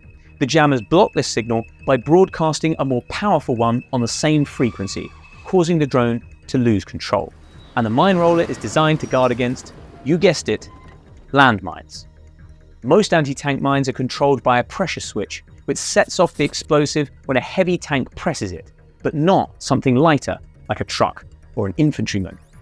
Mine rollers are therefore big and heavy to simulate this weight and positioned out in front of the tank, setting off the explosive but leaving the tank unharmed. Here is a turtle tank leading an attack on the Ukrainian town of Krasnohorivka. We can see the armoured shell covering the top, which appears to be a crude design made out of little more than a frame and some corrugated iron. If we look up here, The Russians have increased this protection by putting a drone jammer on the roof. The turtle tank is hard to miss, but the design is even more stark when you look at the other armoured vehicle just behind it. As the battle starts, the tank immediately shrugs off a hit from what appears to be a Ukrainian cluster munition, possibly a HIMARS rocket. You can see a circle of small bomblets exploding around it here. Then 2 more explosions miss the tank, here and here. It's not clear what caused these blasts, but it is possible they were FPV drones forced off course by the jammer. What we do know is that no drone was able to hit this tank for the duration of its attack, despite them being in heavy use on this section of the front line at the time. The turtle tank is able to maneuver freely through the town and attack Ukrainian positions. It's unclear what happened to the other armoured vehicle, though it may well have been damaged or destroyed because it was less well protected. Certainly, there are a lot of other destroyed vehicles with little or no added protection in the town, showing they are vulnerable to Ukrainian defences. But the turtle tank survives to fight another day and drives back to base. Turtle tanks are a prime example of battlefield innovation and adaptation, an army encountering a previously unknown threat and trying to deal with it as best it can. Sometimes these innovations are top-down, the top brass getting together and coming up with a solution, like the invention of the tank itself by the British in the First World War. But sometimes these innovations are bottom-up, driven by the men on the ground thinking and problem-solving for themselves. This is how the turtle tank came about. The first one appeared in Krasnohorivka back in April, likely created by the men of Russia's 5th Motor Rifle Brigade who were attacking it at the time. These men had spent months watching their comrades assault the nearby Ukrainian stronghold of Avdiivka in what turned into one of the bloodiest battles of the war. In 4 months, Russia lost 400 tanks and armoured vehicles along with thousands of men, many of them blown to bits by drones.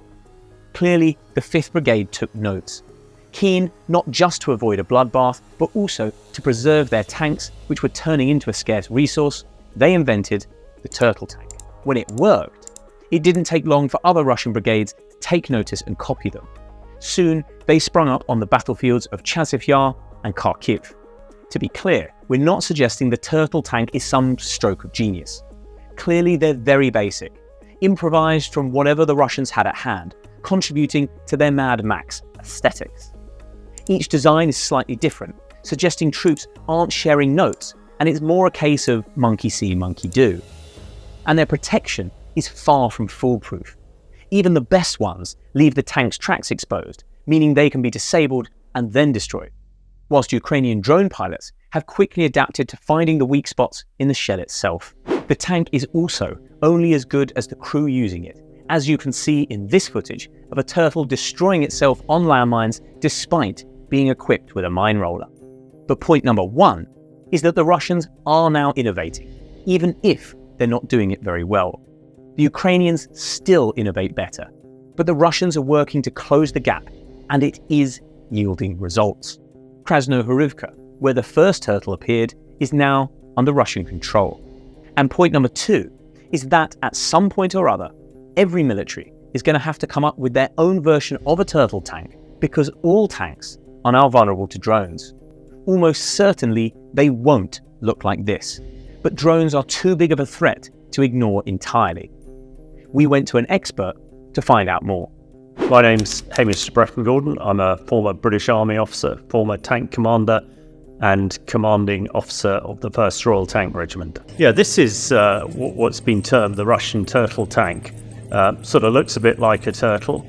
You can see on the front they've got a mine plough, which will set off any mines it comes to. The turtle-type skin around it is for defence against drones, which is the main threat to tanks in the Ukraine war at the moment. Although it sort of makes a tank impervious to potentially drone attack, it means it's very difficult for it to fire the main armament. And when you think, tanks are based on a trilogy of firepower, protection and mobility, protection might well be improved by having the armour around the top of it. The firepower is much diminished because in fact you can virtually only fire the tank straight ahead. First, I wanted to know what Hamish thinks of the turtle tank. I don't want to dismiss it as being a bit of a gimmick. We have seen in the conflict in Ukraine the utility and the ubiquitousness of drones. There are thousands of pictures of tanks being destroyed by first-person view drones, tiny little drones dropping explosives through hatches and blowing tanks up. And it took a while for, I think, tank crews on both sides to realise this. We've seen iron cages put on the top. In the last 6 months or so, we've seen, the development of these turtle tanks. And I think it is the Russians have lost so many thousands of tanks to drones. And the Russian tanks are very susceptible because they store their ammunition openly in the turret. In Western tanks, and British tanks, Challenger 1 and Challenger 2 that I spent my life in, you store your ammunition in what we call armoured charge bins. So if you chucked a grenade in there, you might well injure the crew, but you wouldn't set off the ammunition, which is happening in Russian tanks. So this seems to be an extreme measure to counter that particular threat. I expect the additional armour they put on, will defend against drones and will defend against small arms fire. But a tank already has thick armour to do that. But its restrictions, to me, seem to be more restrictive than actually a benefit, because you can't manoeuvre the main armament, the 126mm Russian gun, to its best effect. It will be a balance between whether this addition is a beneficial or not. Next, I showed Hamish the tank in action. Right, what we're looking at here is combined arms tank and infantry attack. You see the turtle tank leading the advance because they have the protection that infantry don't, or light infantry vehicles. The idea to have the tank moving forward with its weight of firepower, not only from its main armament, 125mm in this case, but its machine guns, also the ability for that additional armour, the turtle armour as it were, to provide protection against drones, which are the biggest threat to tanks in the area. But what interesting thing about this, we talked before about mutual support and about how tanks shouldn't operate in isolation, which is exactly what this turtle tank is doing, because although it's moving all the time, because it's lost its ability to fire on the move, because its main armament is so restricted, actually, it would be pretty vulnerable. Tanks can be used in built-up areas, but they're very vulnerable, and they must be supported by infantry. You can see it sort of going into alleyways backwards and forwards. I expect this is because the crew are pretty disorientated, because the vision out of a turtle tank will be incredibly limited by sticking to the roads. That is what one would expect, and you see it coming under fire there because it's doing the obvious thing, not using the ground and the terrain to protect itself. And although much vaunted on Telegram and on the internet, we haven't really seen them, made a huge impact. And I think, the clip we've just seen really demonstrates why, in isolation, doing the obvious and the inability to fire on the move means that they're little more than a sort of moving pillbox. If that's the case, why are the Russians using them? Tank warfare in Ukraine has been extreme, and the losses, particularly on the Russian side, have been unbelievably large. Plus of 4,000 tanks have been destroyed in over 2.5 years. Now, if I was a Russian and being told to get into a tank, I would be questioning whether that's really a sensible thing to do. The Russian sort of tactic for warfare in Ukraine is one of attrition. It's sort of First World War type stuff. It's throwing soldiers and armour into the meat grinder. They seem to think they've got an endless supply, and they think that they will overcome the Ukrainians eventually because of their massive numbers. And mass is important. The Second World War was won by the Allies because we had massive armour. We had 60,000 Sherman tanks. These were fairly basic tanks, easy to use and easy to maintain and repair. Whereas the Germans focused on very sophisticated, very difficult tanks to work, the Tigers and the Panthers. And they only had, thousands, couple of thousands of them, and were overwhelmed. So I think it's a bit of both. Reduce the attrition rate, but also perhaps to their tank crews. But from what I understand, the biggest problem they have with tank crews and with soldiers in general is training. Now, when I was just training as a tank commander a long time ago, I trained for about a year before I was proficient, and then training as a commanding officer took many more. I mean, I spent 25 years in tanks and was reasonably proficient at the end of it. Now, from what I understand, Russian tank crews are getting weeks of training. I expect they barely know how to fire the guns that they've got there. And if anything goes wrong, they're completely useless. And if you're so fixated in a tank by just doing the basics like firing the gun, actually maneuver, trying to get to an advantage and surprise the enemy is way beyond you. So I think the Russian High Command are trying to do all they can to sort of hold on, which they're hoping there might be some sort of peace on current borders, which I think is unlikely. So I think this is another example of how the Russian army is about to go backwards at a rapid rate, focusing on things that probably are not important and won't help them go forward in Ukraine at the moment. Drones seem like they're here to stay. So what are Western countries doing to protect their tanks? Some of the work being done, particularly at the Defence Science and Technology Lab at Porton Down in this area, is really interesting. The challenge I think you have with drones that there's so many of them. I mean, my own experience when I was with the Peshmerga fighting ISIS back in 2015, 2017, the Peshmerga are the Iraqi Kurd military. ISIS were flying drones over us and trying to drop hand grenades. The only defense we had was small arms fire. And I remember one occasion near Mosul, guys fired thousands of rounds at this ruddy thing and didn't knock it down. They might have damaged it because they didn't drop the hand grenade. But it's not a very effective way. I think what the British military science community are looking at is lasers. Large laser called Dragonfire has been developed for Navy ships to take out down missiles and big drones, and that seems very effective.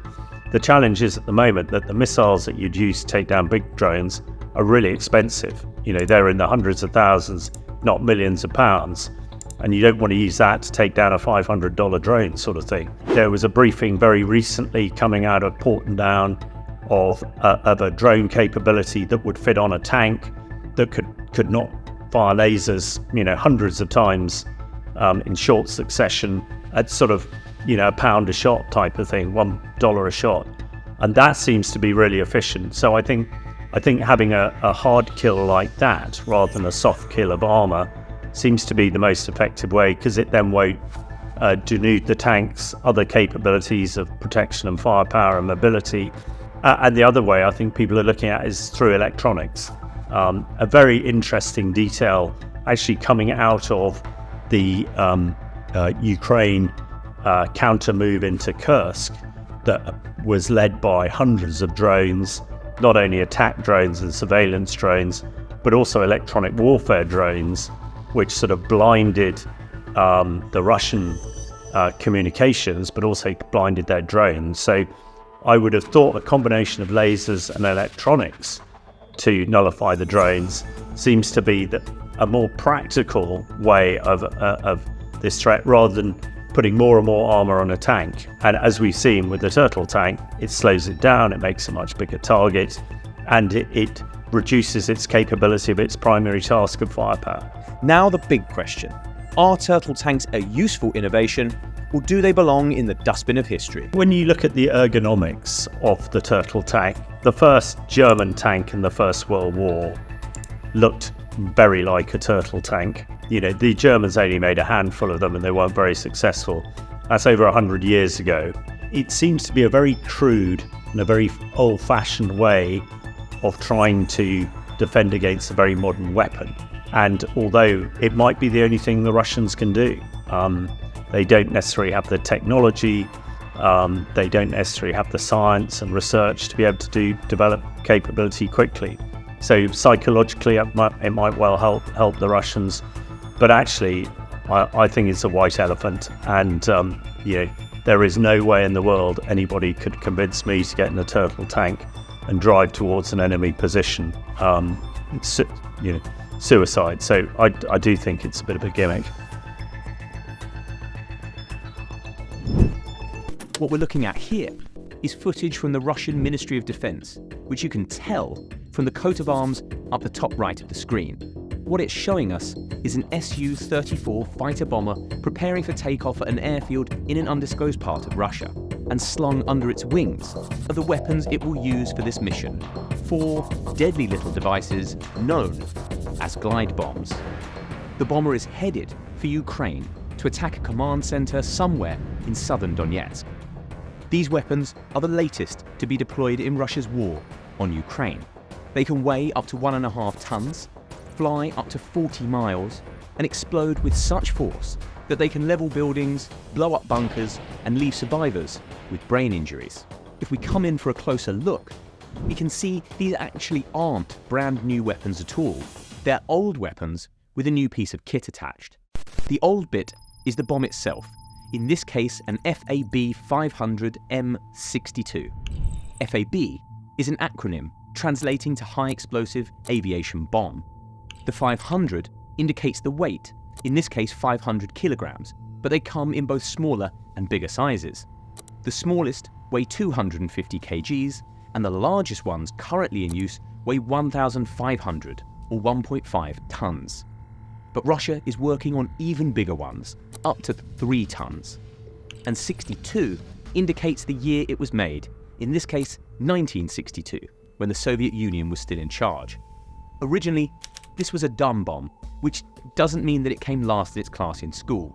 It means it isn't guided, like a smart bomb, and was designed to be dropped from a bomber straight downwards onto a target below. But not anymore, which is where the new part comes in. Because strapped to this bomb, like a backpack, is what Russia calls a Universal Planning and Correction Module, or UMPK for short. It contains a GPS tracker, which allows the Russians to program it to hit targets that the bomber pilot cannot see, fins on the tail to steer it and stabilize it, and 2 pop-out wings which allow it to glide for miles before smashing into the target and exploding. Right now, the bombs are strapped to hard points under the jet's wings with the UMPK facing downwards. But if you watch this moment, the pilots release the bombs and they roll over, so the kit is facing upwards. The wings then pop out and the GPS takes over, meaning the bombs will glide to their target, in this case a Ukrainian command post, before slamming into it. That means the Russian pilots don't have to cross into Ukrainian airspace during the bombing run, where they might get shot down. But you can see them firing flares here, just to make sure.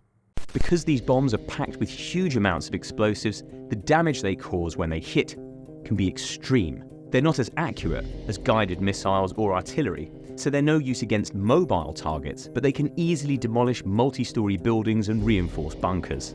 Bombs just like these were used heavily in the final days of the fight for Avdiivka, which Russia eventually captured. Glide bombs may be a new feature in Russia's war in Ukraine, but they've got a legacy that stretches all the way back to the Second World War. The very first glide bombs to be used were developed by the Nazis. The Fritz X was a 1,400 kilogram armor-piercing bomb that was converted into a guided bomb by fitting a radio control unit to the tail and fins on the side. It was designed to destroy ships, which were so heavily defended the bombers couldn't get near them, but was slow and large enough for the glide bombs to target. The USS Savannah was badly damaged by Fritz bombs during the Allied attack on Salerno in Italy in 1943, along with Britain's HMS Warspite. An Italian warship Roma, which was in the process of surrendering to the Allies at the time, was blown to bits. Though the weapon did not prove decisive for the Nazis, the idea caught on, and by the end of the war, America and Japan had their own versions, while Britain and the Soviets were trying to develop them. The role of attacking ships would eventually be taken over by missiles, but glide bombs found another use in attacking heavily defended ground targets. One of the most common in use today is the JDAM, which stands for Joint Direct Attack Munition because it was jointly developed by the US Air Force and Navy. It looks a little bit like the Russian UMPK, but more sophisticated, and consists of a tail section which replaces the bomb's old fins at the back and contains the GPS guidance system. There's also a strake kit, which sits around the body of the bomb and helps stabilize it in the air. It has been used in dozens of wars, including the Afghan War, Iraq War, Libya, Syria, and by the IDF against Hamas in Gaza. All these conflicts have one thing in common. They involve countries with large air forces attacking terror groups with few anti-air defences, but which were hidden among civilians. Bombing was therefore a low-risk, high-reward strategy, but the bombs needed to be accurate enough to avoid the civilians. Missiles would have worked, but they cost multiple millions of dollars each and are targeting equipment worth a fraction of that, which is where the glide bombs come in. They proved adept at destroying buildings, bunkers, and bases, and did so at a fraction of the cost of using guided missiles. In late 2022, the JDAM was also given to Ukraine. The Ukrainians got a version called the JDAM ER, or Extended Range, which features pop-out wings that triple the distance it can fly. It was used for the first time in early 2023 during the Battle of Bakhmut. Just like in the Middle East, the bomb proved adept at destroying hardened targets like bunkers and buildings the Russians were hiding in. And it could do so with enough accuracy to avoid hitting people still in the city or nearby Ukrainian troops. The tactic was not decisive, and Ukraine eventually lost Bakhmut, but it was effective enough that Russia began copying it. Putin's generals are now using their own glide bombs to demolish Ukrainian defences and help their troops advance, all while trying to avoid the bloodbath that Bakhmut became. The bombs helped decide the Battle of Avdiivka in favour of the Russians. The question now is, can Ukraine find a way to stop them, or will they lead to yet more Russian advances? That's all the information I got from watching this tape, but I wanted to know more, so I brought the footage to an expert. Looks like 4 Fab 500, so 500 kilogram bombs with UPMK wing kits, so glide bomb kits attached to a Sukhoi 34M. So this is a Russian fighter bomber. Closest equivalent would probably be the Western F-15E Strike Eagle. This is the kind of one of the 2 standard platforms that the Russians use regularly for dropping glide bombs and also launching other standoff air-to-ground munitions towards Ukrainian lines. Interestingly, they're seem to be going at a relatively horizontal angle. So starting quite high suggests they're quite a long way from the lines, so very high altitude. The 4 bombs released there in a salvo, deploying their wing kits. Looks like a UAV feed for the impact.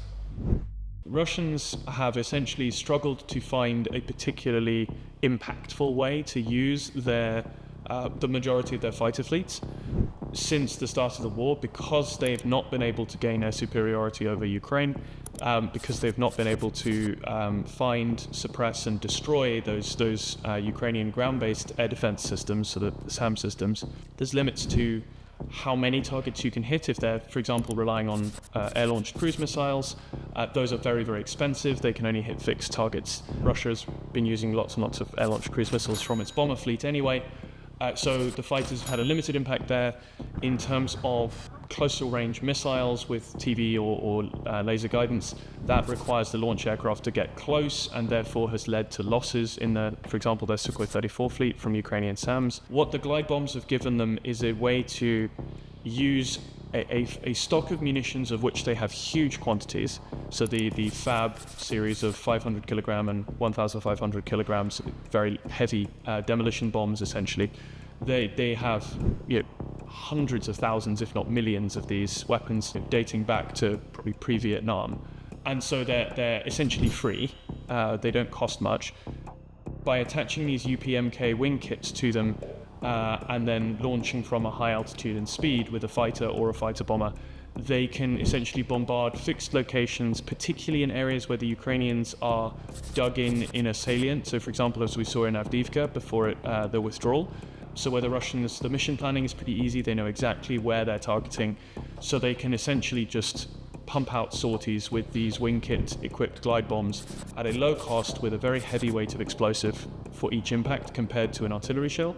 Launching these bombs back from the front line seems like a huge advantage, but what I wanted to know is what happens when the glide kit fails over Russian territory. The fuses on the Fab adaptations will be pretty rudimentary. So at the point where the bomb is released, it will be live. And so if the glide kit fails or it doesn't reach its target and falls short, there will be a large hole somewhere, possibly in Russian occupied territory.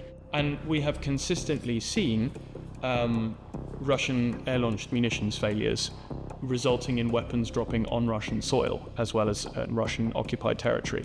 So for example, there have been a number of KH-101 series air-launched cruise missiles being dropped from Russian bombers, fired from Russian bombers over Russia itself, which have failed and have fallen in Russian territory and been photographed and released on Telegram and things.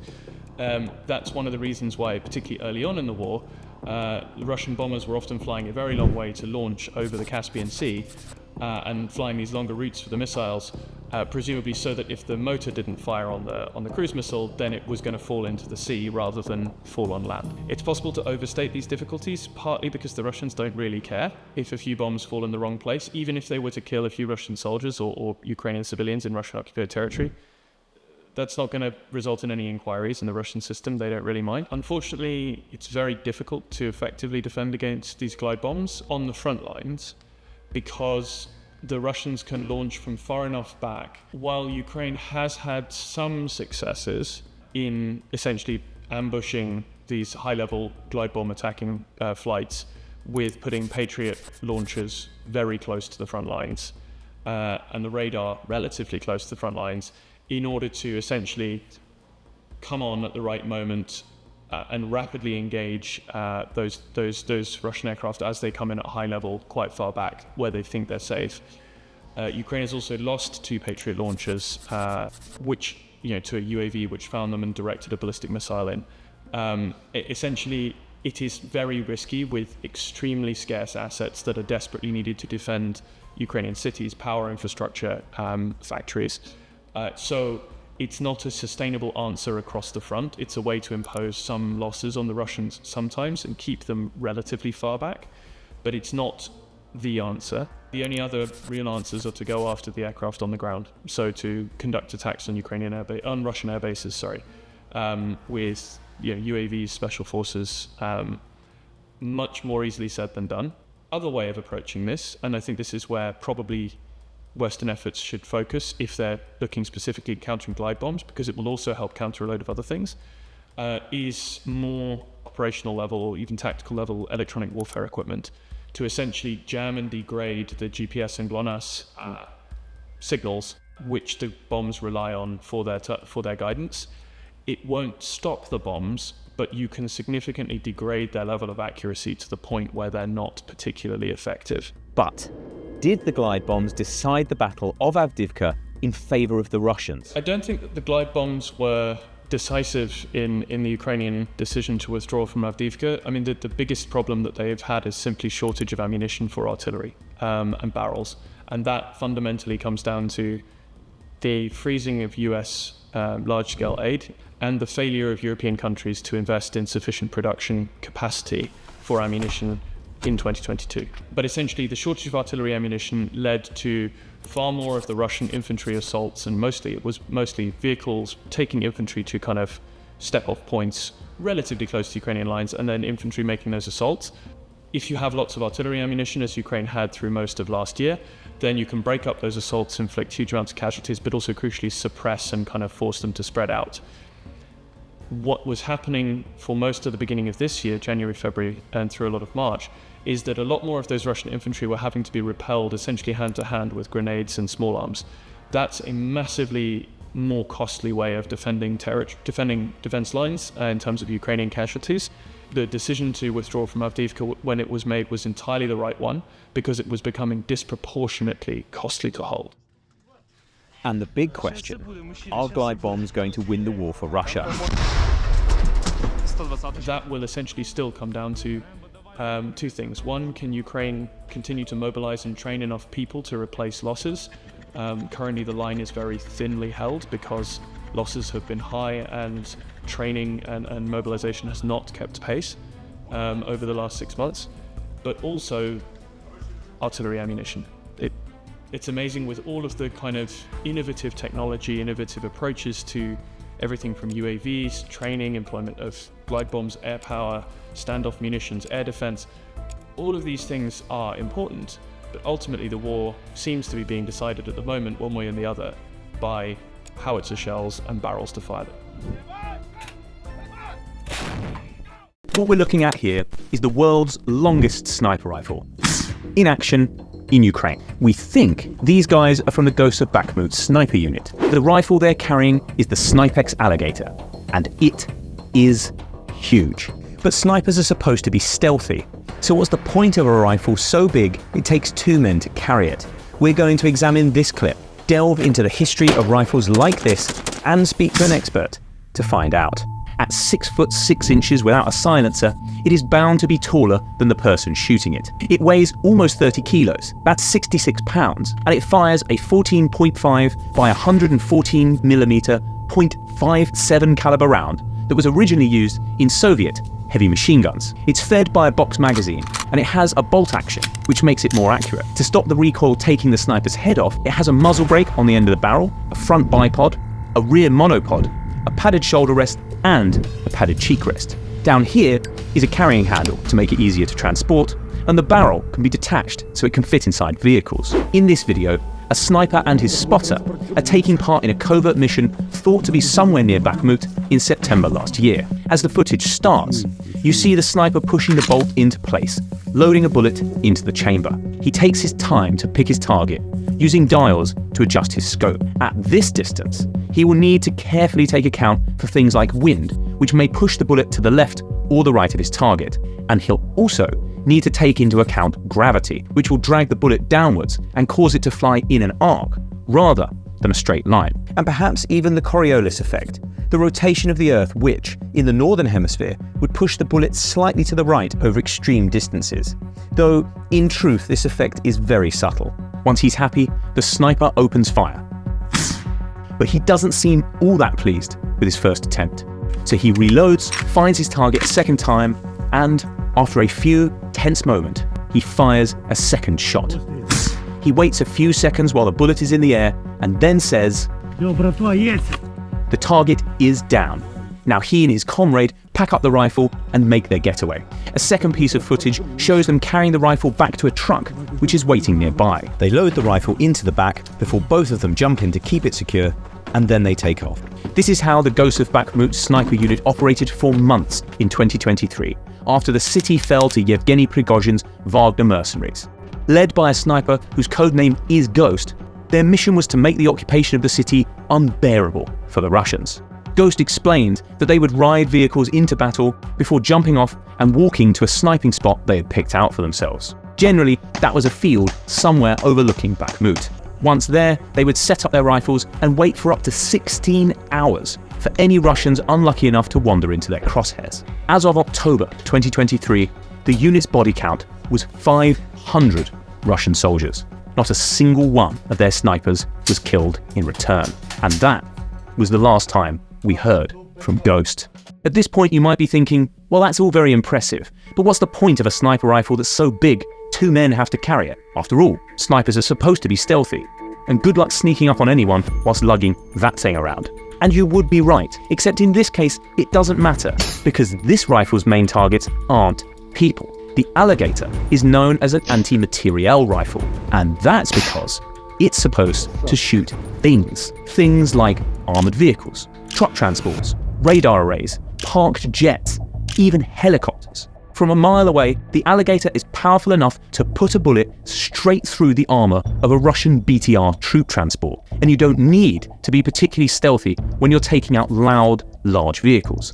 Not that the rifle can't kill people, in fact, it's very good at it. Because it's firing such a large bullet with such a lot of force behind it, the Alligator's effective range is 1.25 miles, but Ukraine has used it to kill Russian soldiers well beyond that. In November 2022, one sniper claimed to have hit a target at 1.68 miles. That was the second longest sniper kill in history, at least until a different Ukrainian sniper used a similar rifle, called Horizon's Lord, to take out a man 2.3 miles away. And again, you don't have to be all that stealthy if the men you're shooting at are too far away to see or hear you. Anti-materiel rifles date back to the First World War, when they were created shortly after the Allies invented the tank, which makes sense when you think about it, since that's the thing they were supposed to kill. The T-90M rifle was based on the much smaller Mauser and fired a 13mm bullet that was enough to go through the relatively thin armour of tanks like the British Mark I. Similar rifles were also used in the Second World War by the Soviets, like the PTRS-41. But these were designed to be used over relatively short distances, and by the end of the Second World War, tank armour was way too thick for them to penetrate in any case. So the concept largely fell out of fashion, at least until an American photographer named Ronnie Barrett came up with the idea of creating a large caliber sniper rifle in the 1980s. The story goes that Barrett was photographing US troops operating 50 caliber machine guns when the idea came to him. He initially struggled to get the weapon made because it seemed like there wasn't a market for it, but he eventually found a machinist who was willing to produce his designs. In 1982, the first Barrett 50 cal sniper rifle was produced, and it very quickly sold out. At first, mostly to sport shooters. But the CIA soon placed an order to equip the Afghan Mujahideen, elements of which would later become the Taliban, who were fighting the Soviets at the time.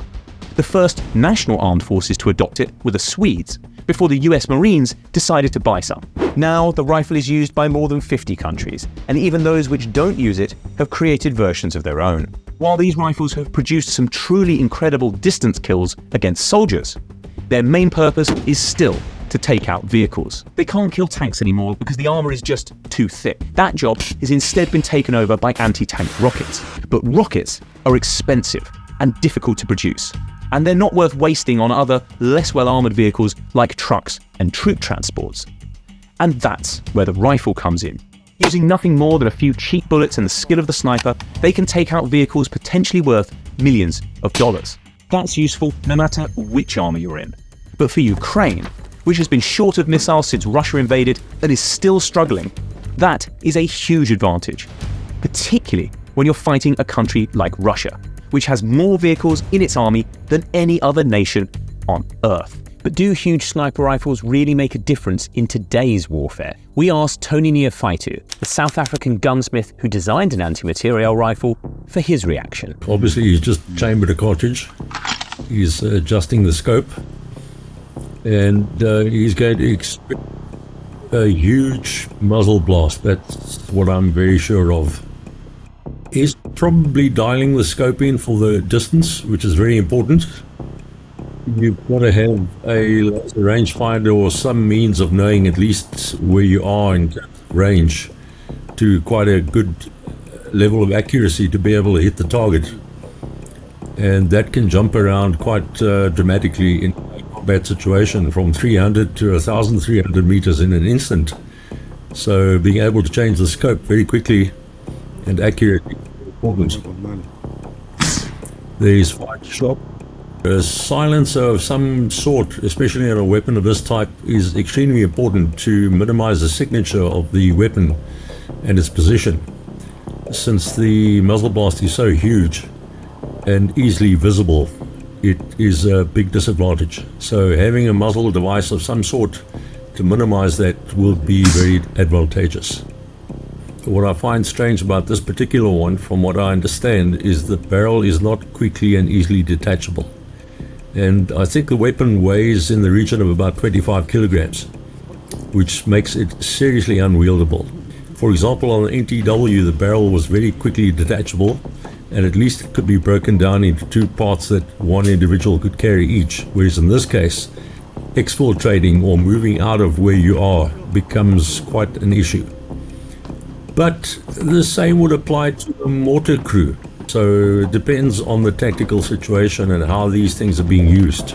The first thing I asked him was what makes an anti-materiel rifle different from a regular rifle. They were not designed to shoot individual people. They were designed to shoot what they call materiel targets. Any vehicles, radar installations, aircraft, helicopters, any kind of material would be a suitable target for something like this. So they're not expressly designed for pinpoint accuracy in trying to hit an individual at long range. That is why they use the larger calibers that they do, so they can inflict damage and have some kind of armor penetration to some degree. They never will be an anti-tank weapon at all. Even during the First World War, and especially during the Second World War, weapons like the Steyr, the solid turn 20mm, the Boy's anti-tank rifle became obsolete very quickly and early on in the war.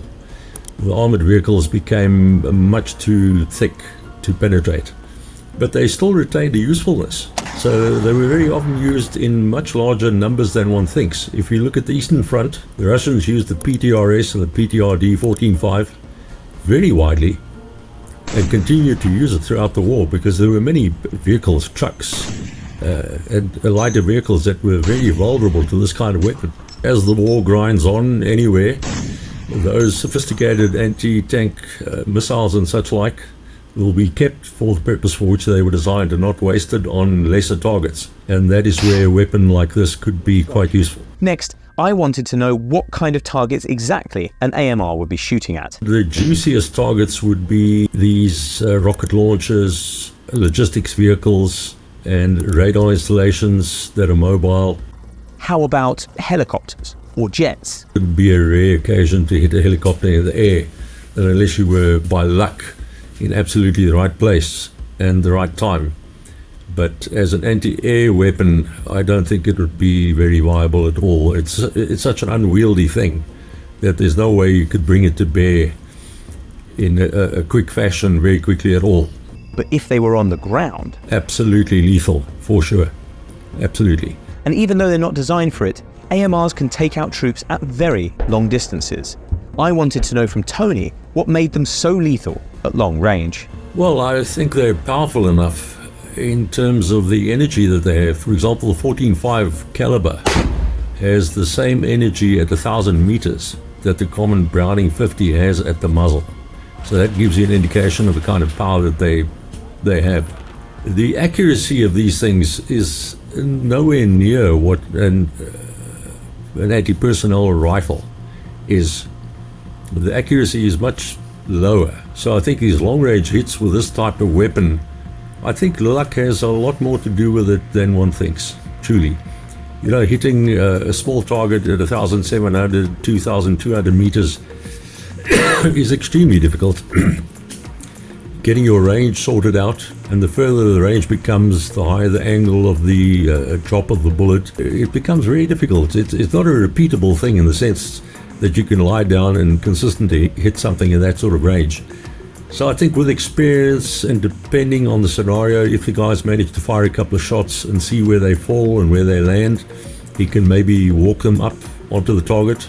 It's not a very precise science. It takes a lot of experience and dedication. So certainly you can hit at long range, but hitting a small target like a human-sized target would be very, very difficult. I think luck has a lot more to do with it. I think the NTW was reported as having struck someone at, I think, 2,400 meters in the DRC. That was the longest kill with a 14.5. But I think that as well was a bit of luck. So, what is it like to actually use a rifle like this? And how easy is it to hit a target at long range? I think the big trick is the scope. Are you correctly zeroed in to start? Unless you correctly dialed in to start with and very accurately dialed in, it's very difficult to extend that to a further range because the areas just become bigger and bigger. You've got to adjust the scope so that it correlates to the point of impact of the bullet. And usually the scope will allow you to do that at a start distance of 100 meters, for example. So at least you can dial in quite quickly and accurately and know where you are. So when you suddenly move up to 1,000 meters, you will know what the ballistic performance of that cartridge, whatever cartridge it is you're using, and you can dial it up on the scope. Then 16 clicks up will be 1,000 meters and 23 clicks up will be 1,300 meters and so on. So that is where the real skill level becomes important. What Tony's referring to here are wheels on the scope that allow the sniper to adjust the range, physically clicking up and down to make it shorter or longer. To simplify things, for example, on the ATW, I had a ballistic range drum under the scope that was very accurately calibrated from 300 to 2,400 meters. So if you zeroed the scope correctly at the short range, you could dial it up very quickly and instantaneously and come back as well without having to fiddle and be confused with all these odd numbers that scopes normally are with. So the skill level with a normal rifle like that, SnipeX, the Alligator, is the guy really has to understand what's going on with his scope, how it actually operates, for him to be able to accurately dial in the distance. But there's another guess factor as well, and that's called wind, which is a much bigger factor than most people think, because there's no adjustment on the scope that automatically allows you to dial the wind out. So that is dependent on his experience. He's got to be able to read the conditions, and you can imagine how difficult that is at extended ranges. And the wind is often blowing much harder out in the open than people think. You know, sometimes at a distance of 1,500 meters, it can blow a 14.5 projectile off by the length of a bus. So it gives you an idea of how good you have to be at being able to spot your shots and compensating very, very quickly for that. And there's another factor as well. It's called mirage. In high temperature conditions, mirage can also affect you. So unless a soldier or a sniper is properly trained to read those conditions, it becomes very difficult to actually hit something at long range. Mirage is the shimmer that distorts the way hot objects appear, like a road in summer, which looks like there's water resting on it, when in fact there isn't. Since Barrett created the first AMR, almost every military in the world has built one. I wanted to know why. It's quite a low-cost deterrent. For example, in a mountainous area where you might have some insurgents and so on, and you'll have bunkers to keep an eye out, an anti-material rifle could be quite useful in that you could fire across valleys and have some effect without firing expensive missiles. The costs of the whole system compared to these other things, you can't waste an expensive guided missile of some kind on a suspected something going on out at a long distance. So it has some usefulness. I was actually surprised at how many have been sold, you know, because I have a good experience with the unwieldiness of these things, and they're really heavy and awkward to move around. So again, I would imagine in certain cases where you've got a base protection of some sort, or mountain passes to protect or such like, they could be quite useful in that sort of scenario. You can't see them as a tactical mobile weapon in the same sense that an assault rifle is, or an ordinary sniper rifle. What does Tony think of the Alligator rifle based on what he's seen? I find it surprising that it weighs as much as it does. If you consider the Russian PTRD, I think it was the single-shot Second World War rifle, it looked very simple and like a piece of pipe, but it was a lot cleverer than people think. That weighed only 17 kilograms.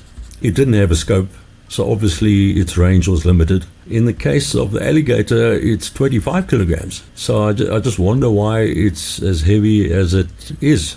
I don't think they have a very efficient recoil system on it, from what I can see. One of the big problems with a rifle like that is eye relief on the scope. In other words, the distance of the scope from your eye becomes a bit of a problem because of the recoil. So either you've got to mitigate the recoil, or have a scope with a long enough eye relief. That means that the distance of the scope from your face, the further it can be, the more violent the recoil can become. So I think in the case of the Alligator, it's a normal scope, probably about a 3-inch, or what do we say, about 75 millimeter eye relief.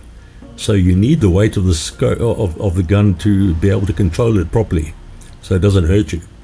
And also, the heavier any rifle is, the less it recoils. It might have a bit of a recoil mitigation in the buttstock to reduce the recoil a little, and usually most of the recoil is taken out by a muzzle brake. That's probably the reason why it's 25 kilograms, and it can't be taken down, from what I can gather. The barrel can't be removed quickly.